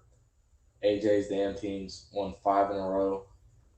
But what's crazy is if I can pull off the win today, I think it takes. I don't know if it takes the best from your division or the best on, but you can look at the playoff bracket. Yeah. And look Currently, you slid from the final standing projection. You were at 7. You slid to 9. I slid from 9 to 7. We're struggling, man. It's a bad year. My other league, I'm doing pretty good. I've got a different league that I do with some people from work, and Yeah, I'm doing a little bit better in that. I've only lost one game so far, or sorry, 2 games. I lost my second game yeah. last last week, but that was just simply due to the fact that I ran into some bullshit. I I'm mean, I have 600. I have the most points scored. Well, besides one, that's crazy to have the most points and still and I have have, more I have losses than us. 672 points for right now. And I have the second most, Man, that's or pretty good. first most. Sorry, and I've lost 2 games. But last week I lost to the guy that has second. Listen, to this, I lost 188 to 141. I scored 141 points. I still fucking lost. But this is who he had last week. He had Josh Allen, 36 points. DeAndre Hopkins, 20 points. Thielen shit the bed. Derrick Henry got him 31. Kyle Pitts got him 26. Jeez. Antonio Brown got him 31. Then Dude, A Brown, I picked him up in so many leagues, dude, and I don't play him. yeah, he's inconsistent. He played I him don't out of know if I default. should He or had not no because other option. well, they have so many weapons, but I've been talking to my friends like, yeah, they got Mike Evans, yeah, they got Godwin. Yeah, I guess he's the third option. He may be the third option, but he's the best receiver on that team. 100%. He, 100%. he I mean, come And on Tom now. Brady clearly likes throwing to him. Well, he was in the conversation. It was him and Julio his whole career. Yeah. Like, yeah, I think he's when you look at it career wise, the best career of an active receiver is Antonio Brown. 100%. Yeah. He's just a crazy person. Yep. Got into some scandals. So you never know how long it'll last. I was Yeah. big on him, but I never play him, and I freaking haven't played him a single game in this damn league because who? I mean, I should have played him over Deontay Johnson, but I got Justin Jefferson and Scary Terry. Yeah. Like He's so, one of those that I think last week I would have played him just because they were playing Miami, man. But yeah, I'm a dude, dumbass. I was really mad too though, because so I played this guy last week at my work league. Josh Allen got him 36 points, right? Tell me how I have Stephon Diggs, who is the receiver for Josh Allen. He got me 8 points. But Josh Allen gets 36 points? What the Freaking Diggs, fuck? he's not hitting Diggs this year. Which is crazy because last year he was lighting up Diggs. That's why I drafted him this year, because I was like, man, they had no time to get to know each other, no offseason because of COVID. No, they were. I was trying to the week that Scary Terry caught those 2 or 3 touchdowns and had like 40 points. Yeah. I was trying to trade Terry McLaurin and my running back for Diggs. Oh, And in our league? No, in a different league. Oh. I have McLaurin in too many leagues, bro. And he's in the quarterback situation in Washington's bad. He's so good, and the Washington quarterback sucks. Oh yeah, you've got him in our. You do have him in our league too, yeah. Yeah. But yeah, that we'll see, man. I mean, we've got. Let's see. I'm rolling out Tyler Heineke this week, so maybe that'll at least maybe at least that'll offset like any touchdowns you get with Scary Terry. Your quarterback is Heineke. Oh my god. Oh my god. Dude, if you beat me, I'm drowning myself. I had to, bro. Well, I had Russell Wilson. He's hurt. Damn, that sucks. Oh my gosh. And I'm still gonna lose. So, oh my god. What I did was last week I was like Russell Wilson, and I noticed that he went down on Thursday night. Well, then Sunday morning I was looking at it, and I was like, I need a quarterback for next week. I was like, I don't want to play the waiver wire game. Let me just go ahead and pick him up now on Sunday morning for next week. And I picked up Trey Lance. I didn't realize his ass had a bye week this week. So Geno Smith. You don't want to go get Geno? No, I'm good, dog. Who would you play this week? I got the Steelers defense versus Seattle, and it's a different league. Yeah, I was gonna say I'm not gonna give you advice in our league, motherfucker.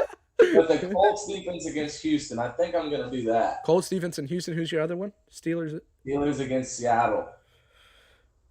And Houston's coming off a really good week of offense, so I don't think that Davis Mills. Is Tyrod Taylor playing this week? No. Is he working his way back? I think he got hurt, didn't he?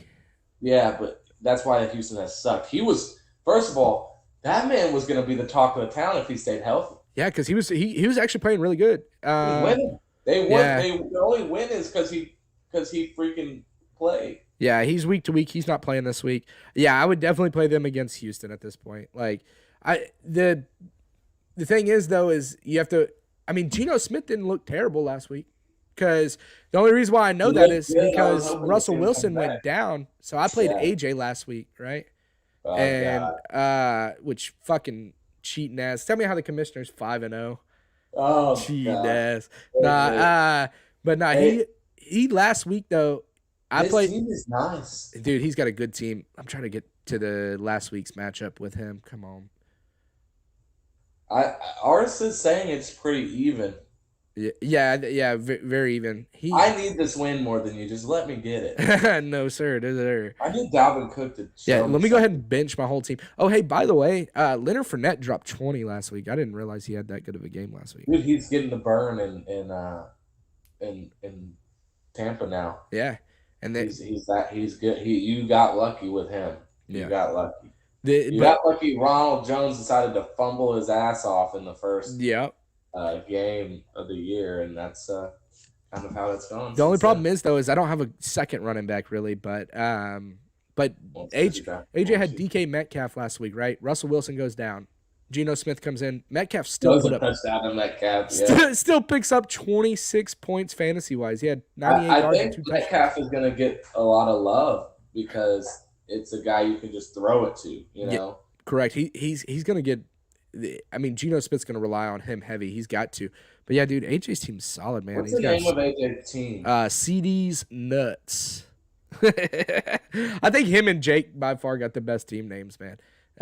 Jake is the Plano Poon Pounders. Yeah, that one's a little dirty. I like it. Who's on the bench? Who's got? He's got Claypool on the Man, he's bench. got Cordero. I don't. His running back situation ain't the best, Uh-uh. But I mean, but he's got Derrick Henry, and then he's got Moore and Metcalf and Henry. Henry has been. I think his running back situation is good, man, because the problem is, right, this week he's got a bye week in Cordero Patterson, but think about it. Cordero Patterson, since week 2, 23 points, 16 points, 34, Yeah, 18. but Guy it's just came out not of good nowhere. games. And look at his He's got. schedule, though. His schedule he's got Look at. coming up. He's got a I mean, bye yeah, week this week. He's got yeah. Miami next week. Got Carolina the week after that. But I just don't see Henry continuing this output. Maybe he does. I think he does. I think he does because they get him involved in the receiving game too. He had last week. He had like in my Yahoo league, they allowed me to start him as a running back or a receiver, which is really weird. I don't know why he's listed as both. Maybe because at the beginning of the season he was listed as a receiver. I don't know. I don't know if it, like kind of like Ty Montgomery did that with the Packers a couple years ago when we had injuries at running back. We ended up moving him to running back, and he stayed at running back. That's what's so crazy once everybody came back. But no, he had 7 receptions last week, 5 the week before that, 6, and then I mean the rushing numbers are okay, but what's getting him is all of his receptions. He's getting last week he got 13 points just between his yards and catching, but he's solid, so he's gonna put him in, and then dude, AJ's got a squad, man. He does. He's got a good squad. He does. I'm mad. I did terrible drafting, and I'm an idiot, and that's how it goes sometimes. You see this damn dog? I do. Yeah. Whoa. He looks good. What kind of dog is that, man? He's a good-looking dog. I like that. As soon as you said his name, that tail. She's a German Shepherd Lab mix. Nice. Let me. Come here. Can't quite see it. Yeah, pull him up in there. They can't see him because I got your thing kind of clipped out a little bit, to where it's more so just on your face. Thousands of followers. Oh, there he is. He has thousands of followers. You said, huh? I said you. Yeah, all of them. Yeah, I've got so many, man. So many. Hey, I'll tell you one thing. Best decision I ever had was getting this dog. This dog is awesome. You can ask Gifford. He's a good looking dog, man. He's a good looking dog. She's a little baby, but she's just a good dog. And she don't bark. She don't do nothing wrong. I can leave her out. She's only 1, so she's not even 2 years old yet. That's awesome, man. That's good. Girl. She's a good girl. Yeah, that's how Whiskey is, man. I got Whiskey. He's getting old. Man. Oh my god, I forgot about. He's getting old, man. He's I think he just hit 8 years. 8 years old. It's sad, dude. Like when I thought about it today, I was like, they don't live that long, Nah, I'm getting nervous with him, man. He's getting up there in age, and he's got the issue with his seizures. He's taking medication for it, but problem with the medication is it's just one way or the other. It's like it'll table the seizures for a while, but it's eventually going to do work on his liver. So yeah, we'll see we're going to keep this ship rolling as long as we can. But he's still kicking. Yeah. Switching gears out of football a little bit, I know that while I got you on, man, I know I normally talk about football on Sundays, but I can't bring a basketball guy on and not talk about basketball a little bit. Yeah. Dude, Mavericks the other day win by 68 points over the Hornets. The Hornets. Yeah. I can't say the fucking name. It was the biggest win. Are we basically going to win the championship now, or what? What's that mean? It was the biggest win in preseason history. That's nuts. Or in any game history in NBA. But it was preseason. Yeah. But I'm really excited. Did James Robinson just score a touchdown? Oh, my God. What did he do? Oh, my God. No. Did he get there? Did you see this play? Are you watching? No, I'm not watching it, man. Keep it going, though. I'm about to switch over to the game real quick. I'm going to put it on while we're talking. I think he fumbled, dude. And he just had a great run. But, no, for the he's goal line. This is a big play for me. Okay, yeah, let's check it out. I'm trying to yes, James Robinson. Okay. He got it? Yeah, he got a touchdown. Nice. Let's freaking go, man. Nice. I need to get the game on. I'm afraid to play it in the background though and fucking get flagged on YouTube. I can play it. I just got to get it muted real quickly before they fucking. Neither mind. But for the Mavs, man, I don't know what kind of year we're gonna have this year. I think I'm really excited. I'm one of the few guys who hated Rick Carlisle. I hated our coach. Okay. I think he won his championship on the back of Dirk, and he got to stay in Dallas a little too long, and he ran guys out. He's not a player's coach, so when we like Rondo comes to Dallas the year after that, and I'm like, okay, we're reloading, and he gets into it with Rondo all the time, and they try to say Rondo's washed, but he's gone and had a great career after that, and he wasn't getting along with Luka at times and stuff like that, and it was just pissing me off, Yeah. and so I'm glad we got Jason Kidd in there. Wasn't huge on that hire, Hmm. but I was big on the guy that they hired as a GM is Nico Harrison, I believe. Okay. He was a big exec in Nike, and he has a lot of pull with these players and has a lot of good relationships. I think that was big. I Gotcha. think, and I think what's going to happen is everyone's going to see KP really be better. They weren't using him right, and he was taking a lot of heat. And I think that he's going to be better. And I think that's something that everyone should look out for. I think we're going to be a top 3 seed in the West. I think Luka ascends to top 3 status in the league. So I think it's going to look good for the Mavs this year and my Gonzaga Bulldogs. There you go. Yeah, they're looking good too out in Gonzaga. They're Yeah, always looking good. they're preseason number 1 now, and they've Yeah. been it every year. It's their story is crazy. And some people still have never heard of Gonzaga because they only pop up in basketball in the March Madness, Yep. and Jimmy Kimmel had a little thing saying he doesn't believe Gonzaga exists. He Oh, just okay. thinks he just will pop up in March every year. That's it. They don't play And football at all, do they? no, we there's a shirt. They sell a shirt because they played football, but then they went in the World War I, and everyone enlisted, so they haven't had a football team since. So they have shirts that say undefeated since World War I in football. Oh, And, nice, nice. but That's it's a cool. small campus. It's got less people than Commerce. Really? It's a private school. It's a nice. I mean, I miss Spokane. I loved it out Yeah. there, but. Yeah, I remember you'd went up there for a But it little was while. crazy, I got to be around guys who made the NBA and all that kind of stuff. Hey, you were a trainer on the team, right? So I worked in facilities, so I helped manage all the facilities and helped run the sporting events. So I worked every basketball game as like one of the 3, 4 guys in charge of the arena. Nice. Did they win a championship while you were there? Dude, we lost. We lost to that the year. That we was the year lost they to made it, and Tech. then they lost. They lost to Tech when I was there, That's right. and then they lost to Baylor. That's right. That's right. They If still haven't won a championship. now That's with our you working last the facilities, like if they would have won, would you have gotten a ring Oh, we too? got a ring. Yeah. Oh man. My bosses all had a bunch of rings from just winning conference and all that Yeah. because they had experienced our first Final Four, and so now Gonzaga will be a team that wins a championship coming Okay. up. But it's hard to do in college basketball. Yeah. The best There's team so doesn't many. always win. Like it's you got to win 6 games in a row and in a tournament, and it's not like the best. It's one game. The best team doesn't always win. That's why everyone loves March Madness. But it Correct. doesn't really. The best team I think won last year, Baylor. They were some dogs. Yeah. But typically, Coach K had the best recruiting classes every year, but he's only got in 4 years he's won 5, and that's a lot. Yeah. You know? Speaking of basketball and college basketball, Commerce D1 now. Yeah. I have this theory. I don't. So obviously it's obviously good to always go D1, obviously, right? From your D2, it's never a bad thing to do it, even though we'll probably be one of the bottom teams of the D1 at least at first, right? Yeah. That being said, though, I think I was talking with AJ about it. I think the first sport out of Commerce that's going to have like national success in some way is going to be the basketball team. Because there's more opportunity for it. If all they got to do is win the conference and they get a bid for March Madness. Commerce can go to March Madness. I can't wait. That's so crazy. I cannot wait, dude. I'm so pumped They're for it. gonna eventually make it, right? Time. There's got to be a time. I mean, even if it's 10 years from now, you can't tell me that they don't eventually make it. And our basketball team has always been cold in Commerce.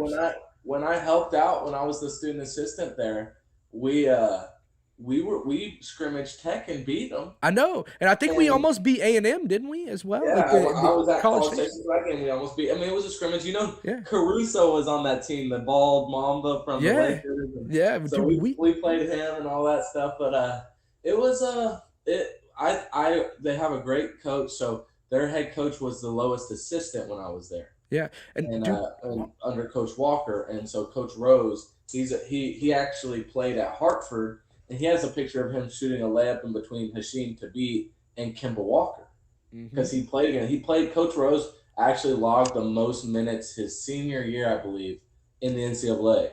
So he played the most minutes. He's our head coach, so he's Nice. a good head coach, and I liked him.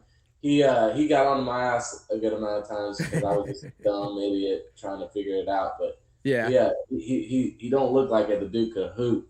He could hoop, and Mhm. he was young, but now he's kind of taken over the program and just he's even like Coach Walker built something special. All time winner. He's a great coach, and he helped Coach Walker helped me a lot, man. He's a great guy, and Coach Rose has taken what Coach Walker built and only elevated it.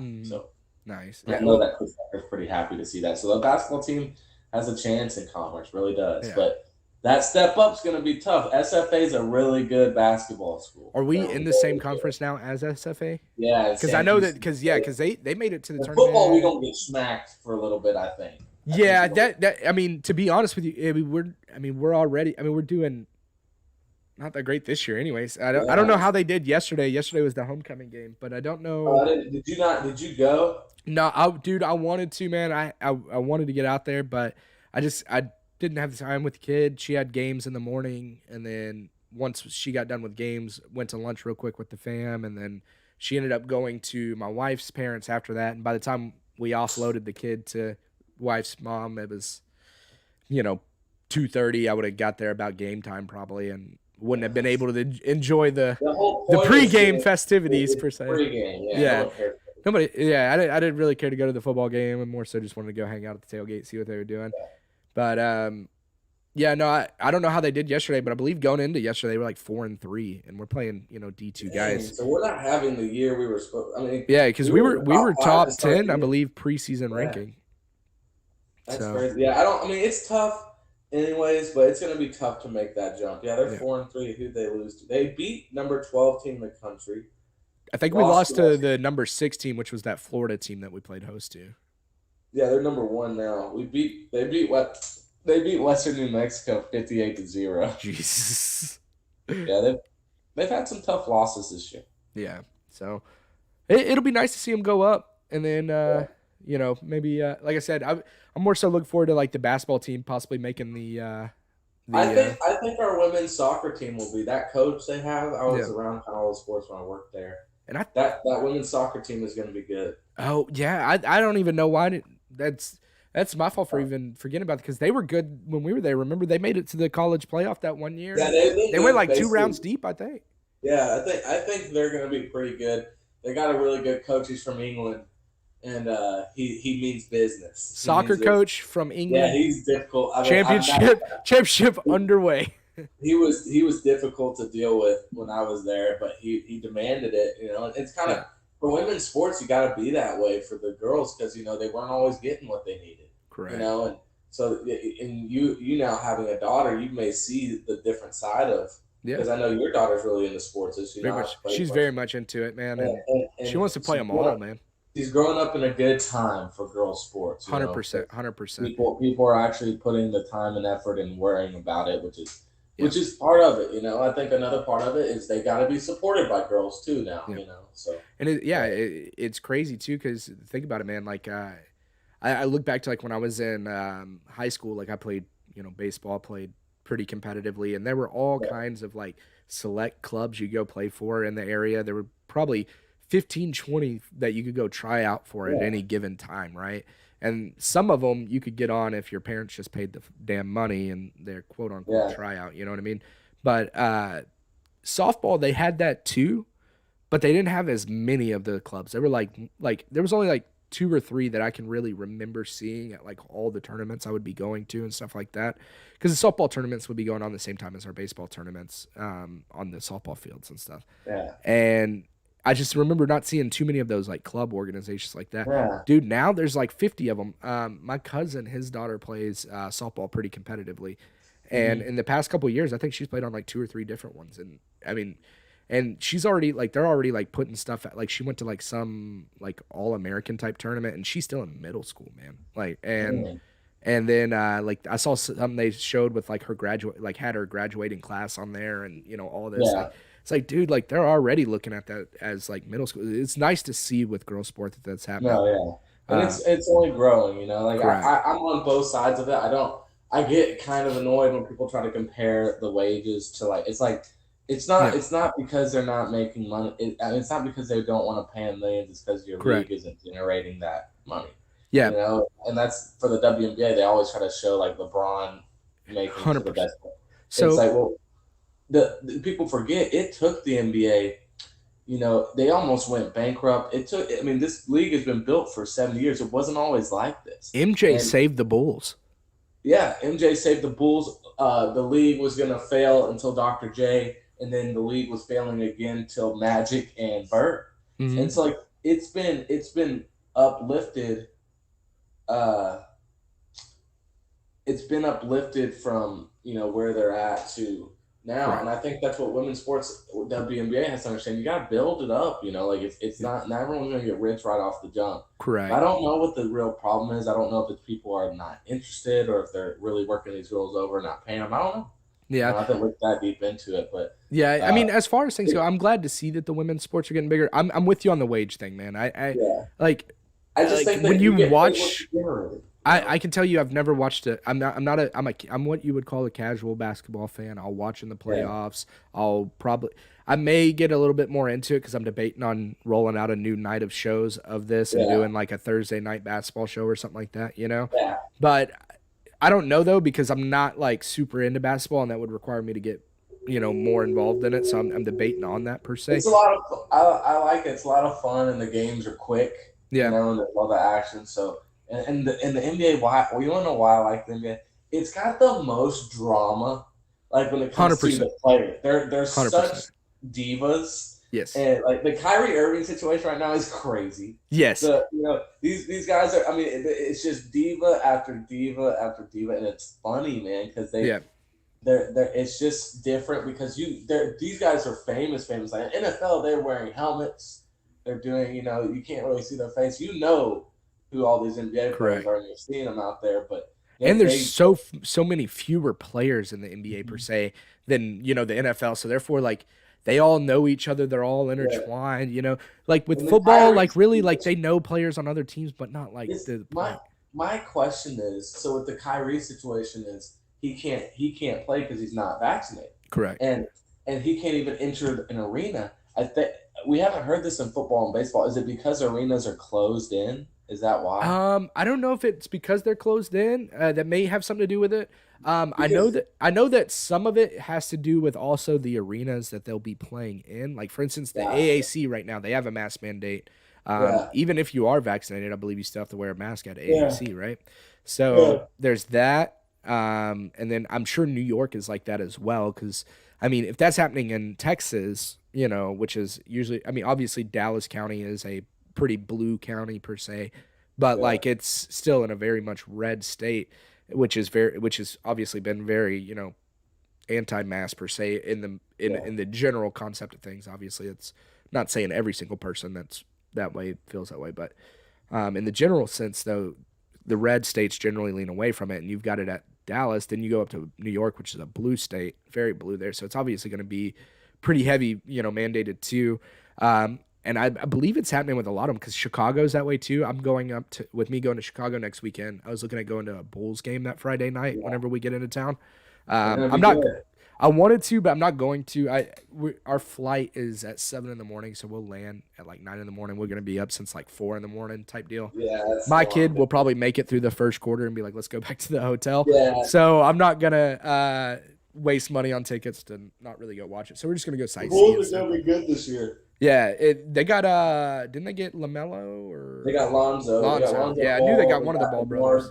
DeMar DeRozan, Yep, and they traded for Vucevic, which is a really good European player. Like yep.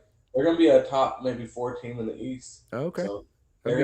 the Bulls are gonna be good. I have big the NBA is a fun time right now because it's like a changing period. Like Giannis took the crown last year. Yep. LeBron's on his way, out. You're seeing the last little bit of him and his last effort here with his new constructed Lakers team. So it's going to be interesting to see how the league fares with no Kobe or LeBron. It's who's Yeah. going to take the mantle because no one's really. I think it's set up for Luca, and I can. I hate to say this, but I mean, it's just like we haven't. Oh, he's a white basketball star, and we haven't had that. Yeah, And we really haven't. The last like major white dude to come through the NBA got to Dirk. be Dirk. Before that, Larry Bird. Yeah. Like, I mean, it No doesn't happen American. often. And like, You I know, mean, it is set up. If there's ever an American white player who's, I just don't know if we're if we can do it. yeah, I'll tell you what. I was pissed when we drafted Luca. I didn't want a fat white guy. I yeah. was like, what are we doing? He's I got was an like, I don't want awkward that. like play style, man. Like, It doesn't. It still doesn't make sense to me how he's this good. Like how yeah, he is this good. You know. But I also think that NBA today is an easier league to play in. So yeah. you don't have to be. And his height helps him out a lot. And he's sneakier athletic than you think. Yeah, I think But his like lack of like I know he's athletic, a little bit more athletic than you think is what you're saying. But what I was getting ready to say is like I think like his lack of athleticism gives him a little bit of a well, leg up because it throws off people's timing. Well, he plays exactly like Kawhi Leonard, and Kawhi Leonard plays at his own pace. He gets to his spots when he wants to, and that's what Luka does. He's Yeah, strong enough and mobile enough and good enough at the game to where he doesn't need to beat you with burst or with quickness. He's gonna go. He knows how to get to his spot, and he's gonna get there every time. yeah. And so I literally look at Kawhi and Luka's offensive game, and it's very similar. And Luka's a better creator. Kawhi's a better athlete. So I Mm, mean, that there it goes. But I was really impressed with Luka. I mean, Kawhi and Paul George are the best two swing perimeter defenders in the league, and they couldn't stop Luka. And that's really where I was like, we got something crazy. yeah. And so it'll be interesting to see if Luka takes the mantle. I think the NBA is in good hands. I think it's going to become Giannis and Luka for the next 5-10 years. I really think that's what they want.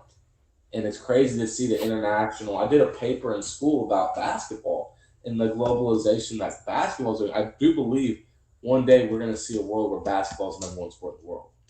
And I think it's because of, like soccer and basketball, it's a little more accessible than football, right? Mm. And uh, and the world loves it, and it's becoming now our biggest stars are Jokic, Luka, Giannis. Yeah, I could definitely see basketball definitely becoming like a larger sport internationally than football, obviously. Because to me, I think football is going to be, even with the NFL trying to go over to London, I don't foresee them being successful in making that for two reasons. One, we can't have a team from London. I know that they've talked about it, Yeah, but they that have to. would never work, man. Like that would never work, like As an timing wise. American, I don't care what you say. I'm not trying to live in London for my life. Correct. I And just don't think it so, would work either though, because then you've got to change up kind of like the way a team every time. Like well, they said talk about the home field advantage you have if there. there was a team in London, they'd have to travel for 8 straight weeks. Yeah, it would be terrible. Like I don't think it's I think it's a bad idea, but I get trying to boost the awareness, but I think it's gonna be oddly uniquely American as well though, because you have to think about it. Like I love football to death, but it is a barbaric fucking Well, sport. I don't Like see. I Do don't think you? the international community likes that. I think they No, like the more art and I don't flow. think we're gonna be able to have a world where football's around forever. You don't think so? You don't think football will? You think there's gonna come a time where football dies out? I think it's largely something we don't recognize. Yeah, Like it's already changed so much, but when we get more studies and more understanding, they get hit. Arguably, they get hit more than in the head than a boxer. correct. Especially like the So lineman players and stuff like that. I I really hope. I know I that don't they've want kind a of. world without I football. feel like I could see that happening. Maybe like transitioning more to like a 7-on-7 type style of Well, like play. if I had a son, I'd let him play football. I love football, right? Correct. But I'm starting to realize when I have conversations with people, there's the opinions out there like, no, my son won't play football. There's a lot of people that won't do that. Yeah, and I'm like, what? But I mean, I'm a sports guy and I get Yeah, it. But then you start to realize, oh, it's a yeah.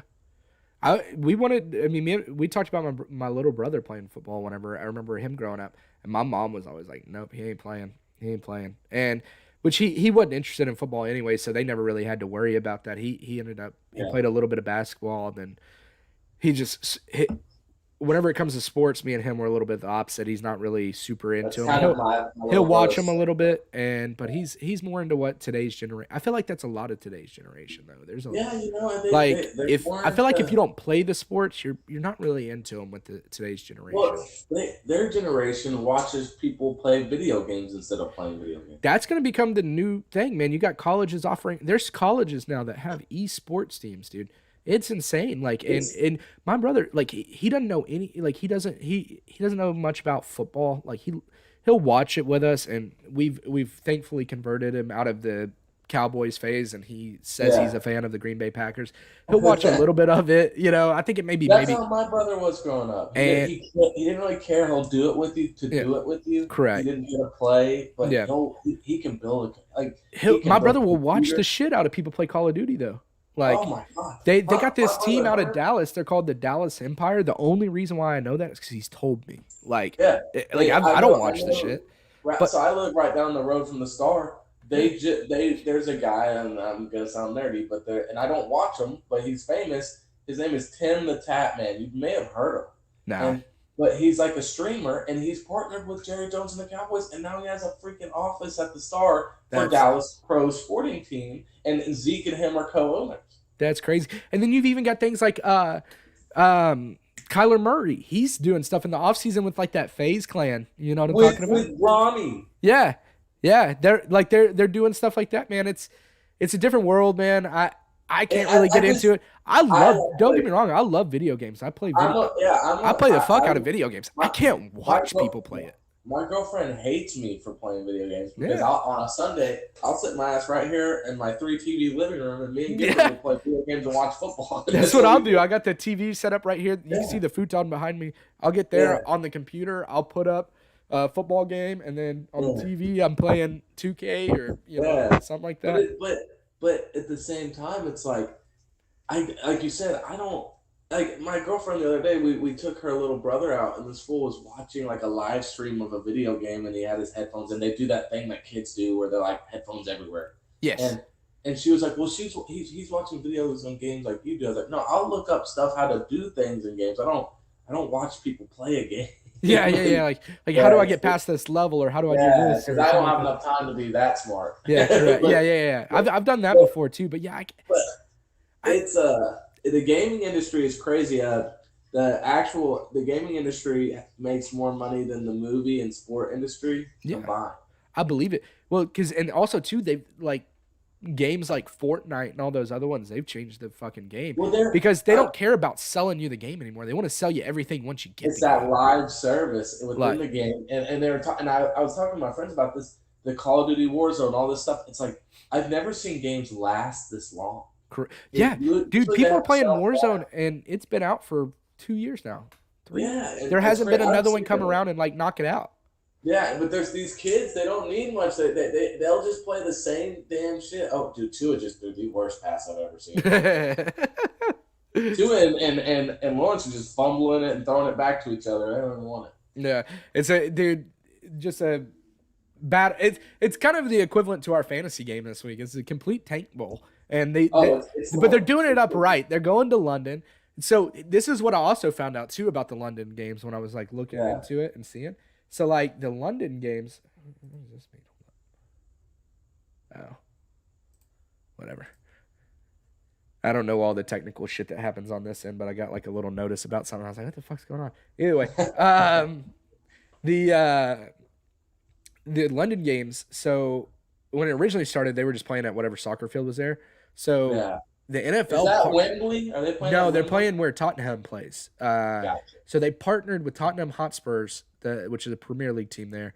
I think Kane plays for them. Yeah, I think so too. And so what they did was they partnered with them and they helped to build their new stadium that they play at now. And listen to this. This blew my fucking mind. The grass, they have grass on top for the soccer field. The grass retracts into a turf football field. So that's turf. Yes. Supposedly, if I read that right, it retracts. That's crazy. How do you get grass to retract? So it's turf under the grass. Yes, and then they got grass on, which you would think it would be like the different, like maybe the turf comes out.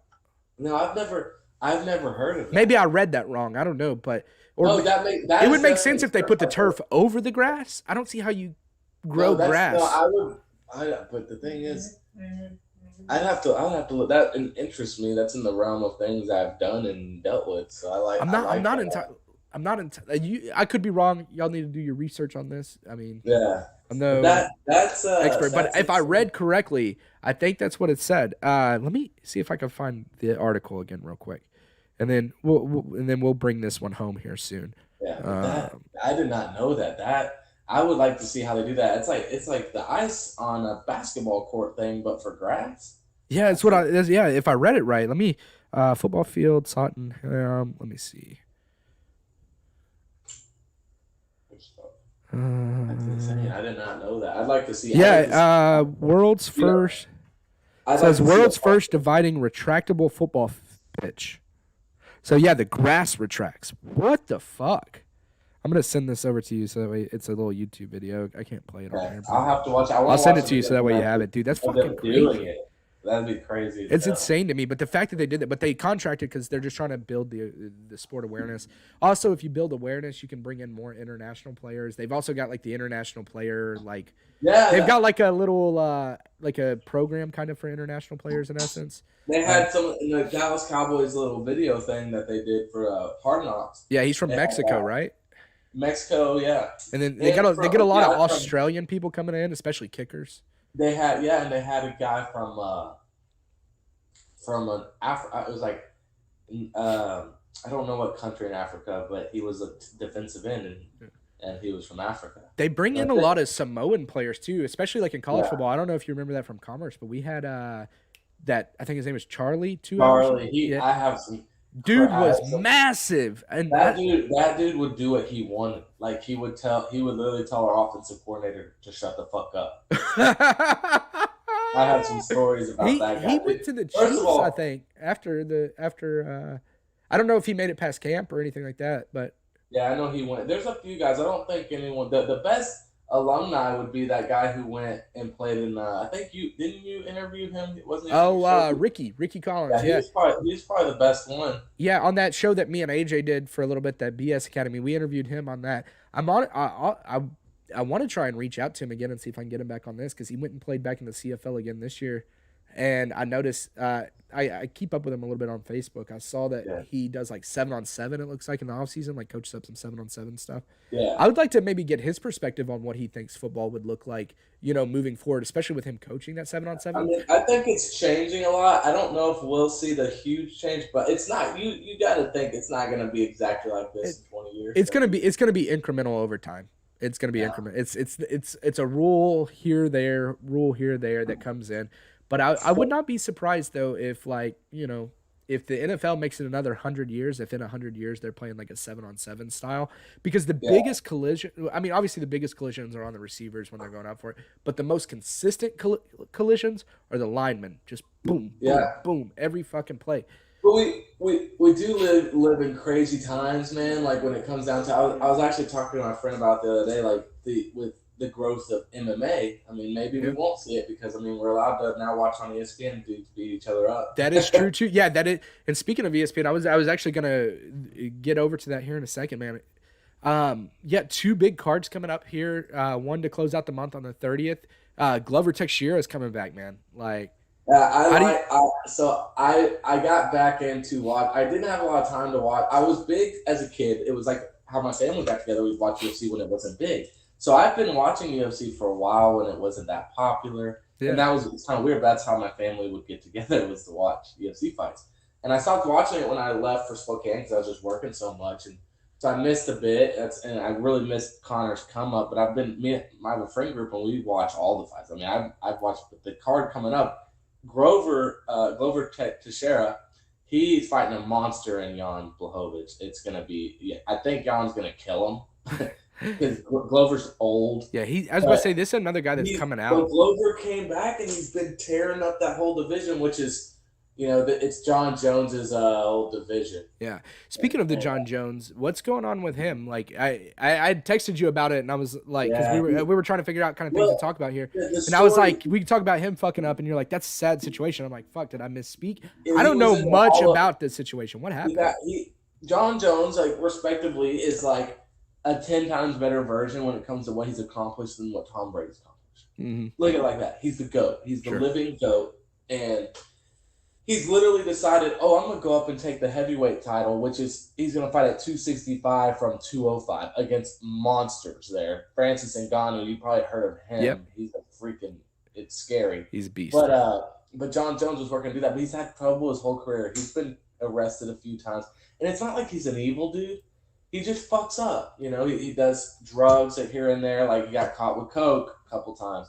He's gotten in trouble for drinking and all that stuff. So I think collectively what happened, you know, he got too drunk and he got in the Hall of Fame, and then he got too drunk the night before, and it looked like it could have been domestic, but I'm guessing it's not. But he's weaseled his way out of it, and every time, and the UFC ain't gonna let him go. He's a cash cow, and he's gonna fight for the heavyweight title. But it's a sad situation because he continues to get in trouble, you know, and you know what his situation is. You know what his two brothers do, right? No, I do not. His two brothers are defensive ends in the NFL. Oh shit! Who are his brothers? Chandler, you've heard of Chandler Jones? I've heard Chandler. That's his brother. Yes. Holy shit! What a athletic ass family, dude. John is so good because the sport came from these guys are fighters. They're not like always the best athletes, but now John dominated from an early age, and he's made it to where the sport has progressed so far in the last 10 years because it was a newer thing. It's actually the fastest growing sport ever. Like it's made from it's a $1 billion company overnight. You know, the NBA had struggles for 50 years. The NFL was not like this in the first 10 years, but the birth and the growth of the sport is insane. And now you're seeing guys who are real athletes get in there, and it's scary. And John's got that NFL bloodline, and his brother is going to be Chandler might be a Hall of Fame NFL player. Yeah, dude. Didn't he have like 5 sacks or something, or 4 sacks, something like that, a couple weeks ago? Yeah, in the first week of the year, Chandler and against the Titans, right? Yeah, he pieced them up. He's a badass dude. I didn't realize those guys were brothers. That is insane. Can you imagine being that kid's parent or both those kids' parents and having to feed those animals as they're growing up? They're just fucking. They're specimens, man. They're huge. Crazy. So I would hate that grocery bill. It's cool. What's awesome about it is his brothers aren't just NFL guys. They carved out careers. They're good NFL players. Yeah, he's the best fighter ever. God. And so I'm an Anderson Silva fan. So I grew up liking him. So I always thought Anderson was better. But I mean, John is his career. It's sad that he's just dampened it every turn, man. Yeah. He just can't stay out of trouble. So I think he'll get through this and fight again. I think that's kind of what he does. I think so too. I mean, the UFC knows what they got with him. I mean, this isn't their first rodeo with him, you know. And he, at the end of the day, like you said, he brings in a lot of money, brings in a lot of cash for it. And I mean, I don't know a whole lot about the UFC. I go in waves. I'll watch it for a little bit, and then I take a little bit of time off. I watch it for a little bit, take a little time off. The card's coming up. That card on the 30th. A lot of good fights. Peter Yan and Corey Sandhagen are going to go at it. Yan and Sandhagen is going to be a banger. And Yan they're both the top tier of that division.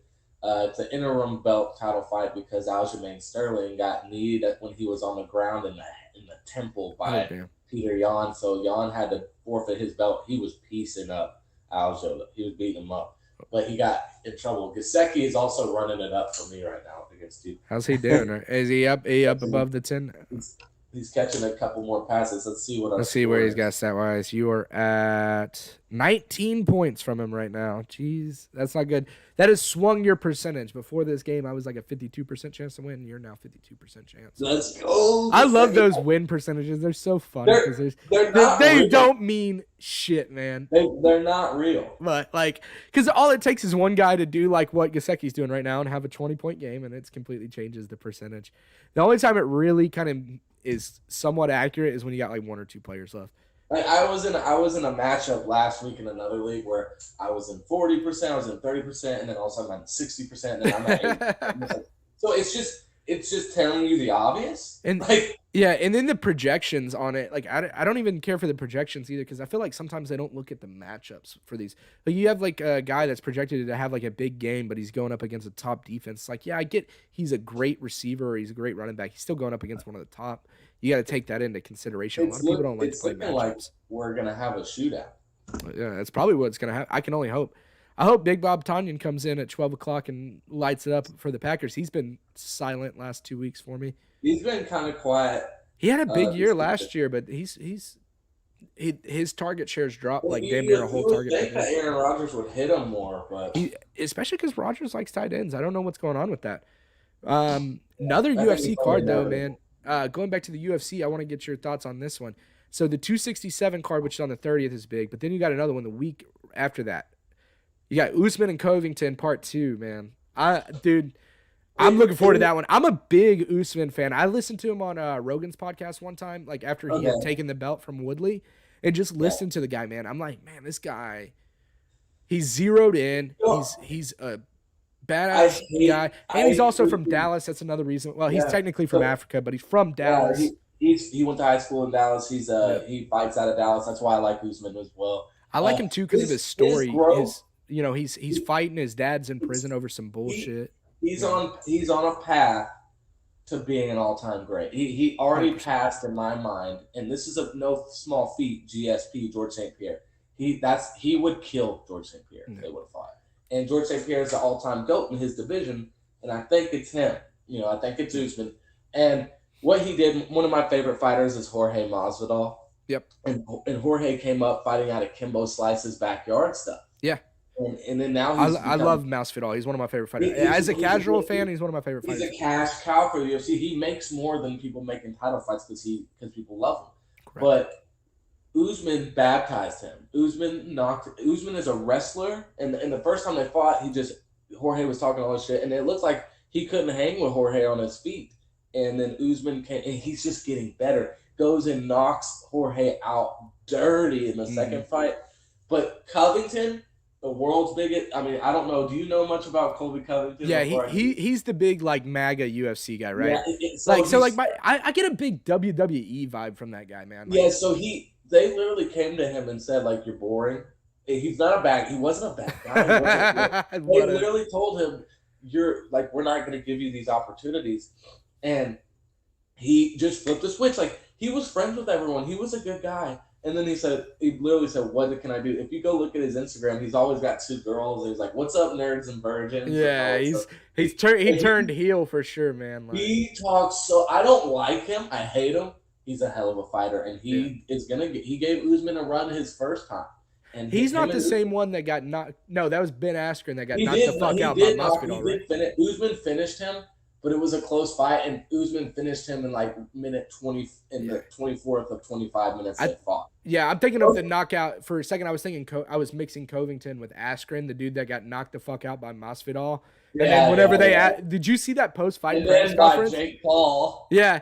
Oh, dude. So that was bullshit, man. How do you feel about these like YouTube fights? So like my thing is, Ben Askren, he looked so out of shape when he got there. He looked fat. Dude. Gifford is #1 Jake Paul fan club. Sounds about right. Right. No, I'm just kidding. But he does love him, and what he's doing, he's just smart. Like, but anyone could do this. People think he's like, I don't think he's a smart individual. He's so stupid, but he's just famous. So like, I would watch a famous person. I'm not gonna pay for it. I streamed it, but yeah. You're not gonna. I mean, we'll watch famous people fight. I mean, would you not want to watch LeBron James fight an older boxer? Yeah, I'd be down for that. Yeah, I mean, I like some of it. I'm not a huge fan of it. It's a different stream. It's not. It's entertainment. That's why I tell people. Correct. It's not fighting. It's entertainment. The thing I don't like about it is I feel that all the fights are rigged. Oh yeah, and that's what I don't like about that, because it's like man, like if I wanted to watch like rigged fights and things that aren't real, I would go watch WWE where they've all got all these crazy characters. And he hasn't fought a boxer, and he hasn't fought any. Like, yeah. I bought one of the YouTuber fights. I bought one thing. I bought when they fought Floyd Mayweather, and I got burned on that one because Showtime. I was using the Showtime app on it, and I guess they couldn't handle the fucking capacity, and I didn't even get to watch the fight. I gave up on it. Like I was like, well, fuck. I guess I'm not watching it. I saw 2 rounds of when Chad Johnson was fighting. I saw 2 of those rounds, and then the server started fucking up again, and I did it. So after that, I said, I'm not watching any of this shit. Like, if your platform cannot handle it, then I'm not going to buy more fights. Yeah, they don't have the infrastructure to handle all this shit. But that's why ESPN Plus does so good with like the UFC. It's in its own lane, but I'm just looking at this card now. This card is insane. I know Gaethje, Michael Chandler.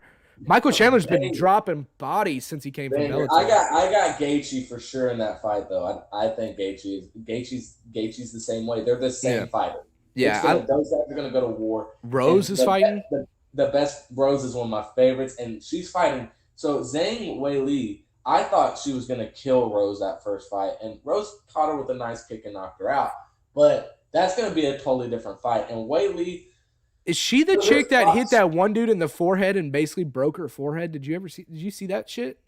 the girl that she fought, yeah, that she hit that girl so many times in the face. Yeah, and her forehead literally like it looked like it was deformed. deformed. It was Wei Lee has this thing, and I'm like, it's saying she wasn't like, and I'm not sure if this is right, but it's like a thing. Like she wasn't like naturally created. okay. She's Chinese, and she wasn't like, it wasn't like mom and dad had sex and she was born. It was like she's kind of like biologically engineered. Are you for real? Yeah, if you can look into it, it's like there's a lot of shady stuff with her, and she's a freaking robot, bro. I'm pulling her up right now. now. To that girl's head, but there's talks like that. I'm not sure 100%. I haven't really looked into it, but I believe it. Dude, I would believe it. With China, China, bro, I wouldn't put anything past them with that. and so, but it's shocking to see what Rose did.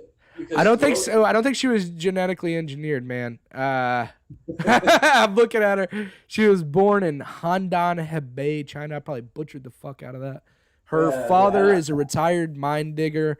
Her mom was a housewife. She has an older brother who quit his job as a gold trader to support her career. She works. So, I mean, Weili's great though. I like the story better of her being genetically engineered. Yeah, let's stick with that. Fucking retract what Wikipedia. They said anybody can update Wikipedia. I'm sure that thing I just read was bullshit. I'm sure what you said is right. But that card, I'm looking at this, and Frankie Edgar, guy who beat BJ Penn a while ago and was a champ at lightweight, Hall of Famer, is fighting on this card. Yeah, it's a good one, I mean, I'm excited for that. I'm excited for Poirier coming up in 8 weeks from now. He's going to fight for the title after just ending Connor's life. Yeah, so it'll be interesting. Now, as somebody that follows the UFC quite heavy, how you feel about Sean O'Malley? So a guy who beat him come up. I'm a Sean O'Malley guy. I like O'Malley. I like O'Malley. I think he's smart. So he's not trying to fight the high talent yet until he can renegotiate his contract. They get contracts and they got to fight it out. Correct. And so he's not making, and he's one of the few guys, because there's been a huge thing about the fighter pay going on, because the UFC they pay their, like in the NFL, the athletes I think get 51% of the revenue. Yeah. In the UFC, it's like the athletes get 8%. Yeah. And all the people on the undercards are all like not getting paid shit to fight. Like that dude that O'Malley fought last time, the green-haired guy that he basically just beat the shit out of, but for whatever reason didn't go down. That dude made, like, had he not got that fight of the night bonus, he would have only made like 30-40 grand to get the shit kicked out of him. O'Malley, but O'Malley came on and was like, well, this is a two-way street. He's like, because honestly, the UFC has given me this platform to be famous. That is true too, because he's making money. He's doing all the TikToks and Instagram. They all, like, the UFC obtains sponsors, and they use those sponsors with them. Yeah. So it is, they should pay them more, and that's a big problem right now. But it's also grown so fast. Yeah. Like, they're giving out the same fight night bonuses that they were giving out 15 years ago. Yeah. It's like it's 50 grand if you get fight of the night or whatever. But like, people don't understand. They don't get paid. They only get paid when they fight. Correct. And you got to do this whole camp and pay your team and all this stuff. And you don't get to do what like you used to do as well. Like if you remember when the UFC first came around, all these fighters, they would have a banner that dropped over the cage. It had all their sponsors and shit. And now they can't do that because the UFC got bought up by like Reebok or whatever. So now everybody's now they use Venom. That's right. That's right. They just changed to Venom. That's right. But people don't know like they do. I do hate that they took that away and they didn't have to. They can't wear their own shorts and stuff. But yeah, I thought that made it cool. It kind of made it. They get paid by these sponsors and stuff like that too. Yeah, like they get money from it. It's like I think it's. They're not getting a lot of money. I don't know about the Venom deal, but I know the Reebok deal. A lot of the fighters were not seeing. I mean, they weren't seeing a lot of money from the Reebok. Yeah, I mean, it's tough though because there's a lot of people on it, like on the roster. The UFC has a shit ton of people on that roster now. It's insane. Yeah, It's correct. crazy. And so I mean, it's just fighting. It's the nature of fighting, and fighters don't care. It's a wolf. Like Conor McGregor doesn't care if they make money. Correct. He's the cat, and the fighter has their innate ability of worrying about me, Correct. and that's kind of how it goes down. But you see guys on both ends of it. They'll make more money, I think, regardless. Dana White's going to be a billionaire. Yeah. Uh, I 100%. like it. I like Dana White a I do lot. too. I like him too because he's unfiltered, man. He says he calls it out how he sees it, and Can you imagine doesn't hold back. He says what he thinks, and it is, and you either like it or you don't. And Can you imagine if Roger Goodell was like him? oh my god, man, that it's would be it's rough. That'd be crazy, dude. Another fighter that I'm curious to see. I don't know too much about him just because I've only seen one fight because he just came from overseas. Paddy the Baddy, dude. What do you? yeah. I So mean, dude, that guy, man, he's got the talk about character to deals. be the next McGregor, man. He's been put out like that. He signed a 7-figure deal with Barstool Sports, and Oh, so they're paying him. They're sponsoring him. If he can win his fights, he's gonna be a 100 millionaire. I mean, I oh, think it's gonna get set up like this. He's gonna fight Sean O'Malley. they're trying to push it, but he apparently they both like said they won't do it. They want to I think wait. O'Malley's thing is They he wants want to get paid for it. Well, yeah, they both should wait Yep. until their careers are on the pendulum of because Like they're if they both both make it to like a top five, they because could they're be both like a in a unique contender fight. position where they're not top. They're not the top fighters in the Yep. UFC, but they're the top popular, like top Correct. five popular. Yeah. That's how And crazy. And dude, that's what the fight game is. Like a guy I feel bad for, Leon Rocky Edwards, and so Leon Edwards, he has a pretty cool story. He's a African American British fighter, okay. and his dad was a gang leader in Jamaica, and they fled Jamaica when he was a kid. Oh, His okay. dad was murdered in London, but he grew up in London, right? And he talks about all that, but he's not like a flamboyant guy. And his last loss was Who'd he 6 just years fight? ago in a split decision to Usman. That's So he right. lost, huh? I was trying to remember who he fought last. I would recognize the He name. I didn't fought know the Nate story. Diaz last. That's right. And so, but he's not like flamboyant or showy or anything, and they won't let this man fight Usman for the title. Colby Covington's career is he lost to Usman, then he fought Tyron Woodley, then he refuses to fight. And Leon's won 7. He hasn't lost a fight since he fought Usman. He's like 10-0 since he fought Usman. Yeah. Killed some dogs, and they won't let him fight. I will say that's what And now he's fighting Masvidal. He's pissed, but he's about to fight Masvidal. yeah, I'm not very fond of like that structure in the UFC. I understand it. I get it. I get it because they're in the business to make money, right? They're a promotional company at the end of the day, Well, right? and he's not in good terms with Dana because Correct. he'd be turning down fights because he's trying to fight for the title. So that Correct. they have a rocky relationship, and that I mean it is what it is. I think Dana does a good job for most fighting to get the people fighting who we want. And him versus Masvidal is a freaking war. Mm-hmm. And Masvidal, see, they fought backstage 2 years ago, and Masvidal fucked him up. Oh, that was the dude that Masvidal clipped backstage. I remember that. Yeah. It was right after Masvidal won the BMF Yes, title, right? yes, Yeah. he walked over there. Once he got the baddest motherfucker. That was a badass fight. I love that they just created a title and they're like, "Hey, Dana, we're fighting. Fucking make it happen." BMF, let's get The Rock to put it on the guy who wins.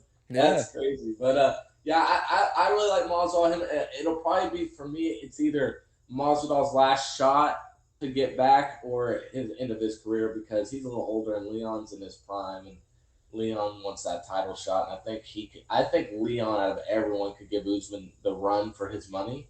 Mm-hmm. But I don't know. I don't see anyone beating Usman, man. I don't see Colby beating him. I don't see he's gonna. I mean, right now there's a few guys. There's also Adesanya, the one above. Yeah, Stylebender. Yeah, I like him see too. anyone beating him in his weight class. He almost went up 20 pounds and beat Jan. Yeah. Who is if you look up the champion for light heavyweight, Jan Blachowicz, Mm-hmm. he's from Poland, bro. He's like a polar bear. He's The freaking huge, and for Adesanya to go in there and survive with him at such a different weight, crazy. The UFC's in good hands with stars. There's only one American champion right now, and that's Aljamain Sterling, and he's really not the champ. He's going to get his ass worked whenever he gets healthy. what weight class is he in? It's 145, so or it's 135. I think it's the Sandhagen Jan class. It's Oh, okay. I can't remember all the names of them damn classes. They got 125, 135, 145, Yeah, up to 265. yeah. And so, but the best class, the premier class to me is the lightweight class, which is the 155ers, who are literally taller than me and weigh 50 pounds less on I a think I fight. think the welterweight class is just fucking stacked, man. Really, really, I they're think that all one's a set. gauntlet right now, man. Yeah, that one is. I like that one. I just think that the lightweight has been the premier division with Connor and Khabib, and Oh, so 100%. and then there's another guy who trained with Khabib coming up, and he's gonna win the title. Like it's in short notice. His name is Islam Makhachev. He's ranked like he was not ranked a year ago, and now he's ranked fifth, and now he's fighting Hooker, and he's gonna hurt Hooker, I think. And then Jeez. after he beats Hooker, he's gonna get a. I mean, these guys don't want to fight him. Gaethje don't want to fight him. Chandler don't want to fight him. Poirier does not want to fight him. They're all going to have to at some point. Someone's going to have to fight this man. And Hooker just the thing about Hooker is Hooker took it because of the situation with New Zealand and COVID, and it takes forever to get back and get there and all that other stuff. So he's like, I'll stay and fight one more time to get my money. Mm-hmm. But I think Islam's going to kill him. UFC's in a cool spot. If you ever get a chance to sit down and really watch them, it's just fun. It just makes it's just another sporting event. Yeah. I don't know if I'm gonna. I probably won't buy the 267 one, but I'm definitely gonna buy that 268 with 270, Usman and Covington. I gotta watch that. that's Rose. all those fights are gonna be the top three fights are gonna be wars. Yep, and I think it'll be worth the buy on that one for sure. I mean, this is towards the end of the year. They're gonna probably field some pretty good fights. I feel like they generally do it around the holiday time. They'll throw out a couple good cards because they know everybody's getting together from one. So Oh, it's a good time to get people together. they love to end it on a high note, and Correct. around Christmas time they love to. Yeah. They love to. But it'll be interesting. I'm interested to see if Connor actually is going to come back. It's kind of crazy that his situation where he's basically a billionaire. Yep. Fighting.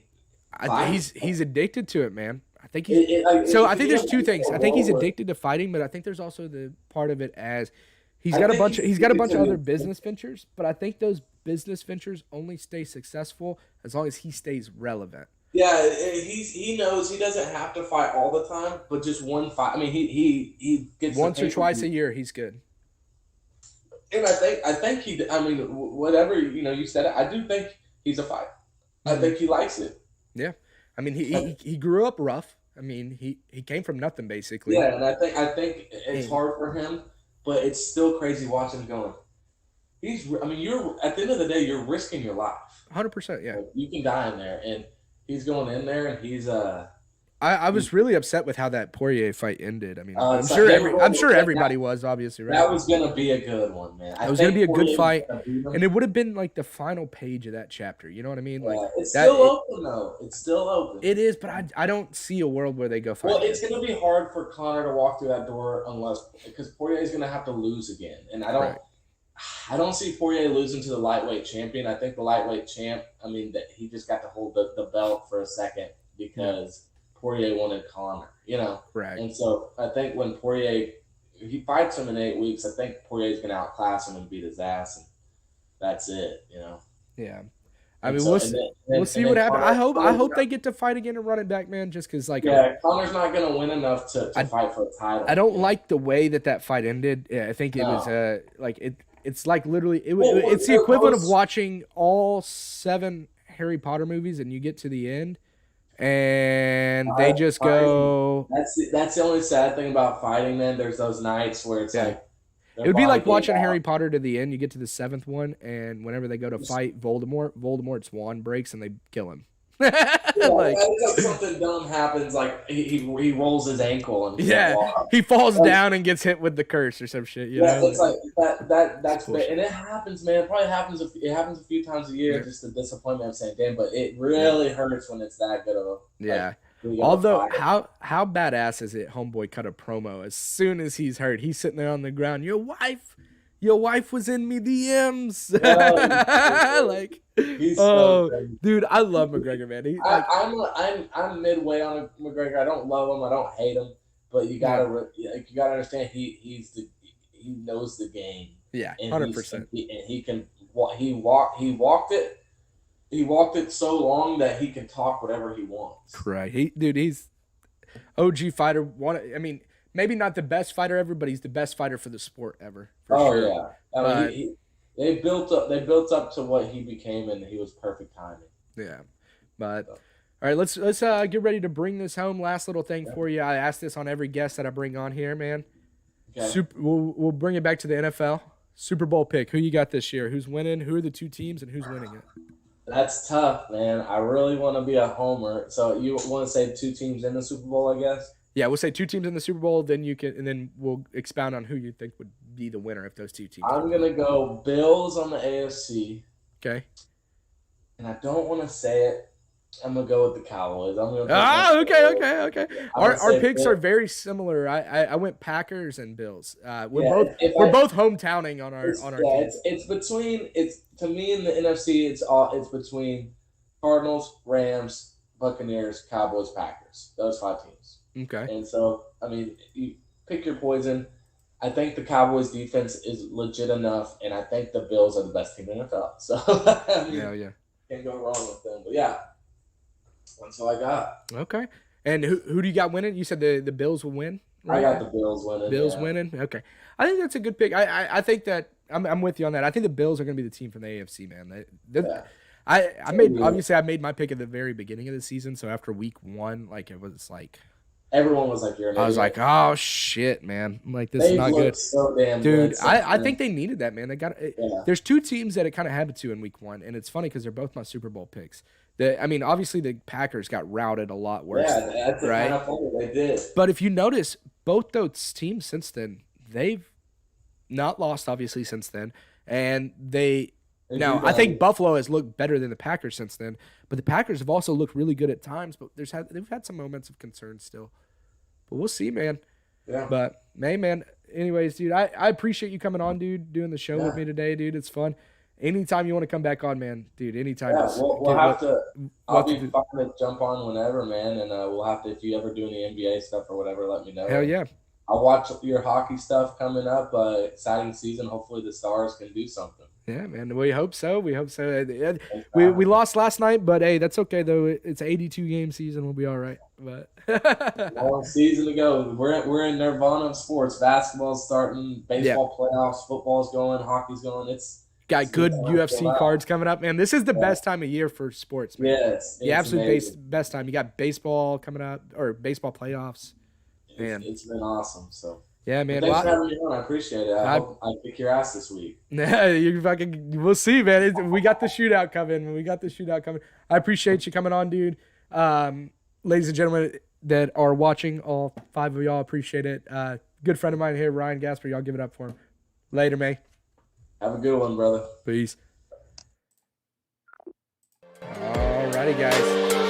Thank y'all again for. Sorry, he's trying to get to the other thing. Thank y'all again for tuning in today. That again was my good buddy of mine, Ryan. He big sports nut. I really enjoyed having him on the show. I hope all y'all watching also enjoyed having him on the show. Definitely got to get that guy back on. Fun conversation there. All y'all that tuned in, I appreciate y'all tuning in. And, we'll see you guys next time. Until then, if you haven't already, make sure you hit that like button, the subscribe, and we'll catch y'all later, guys.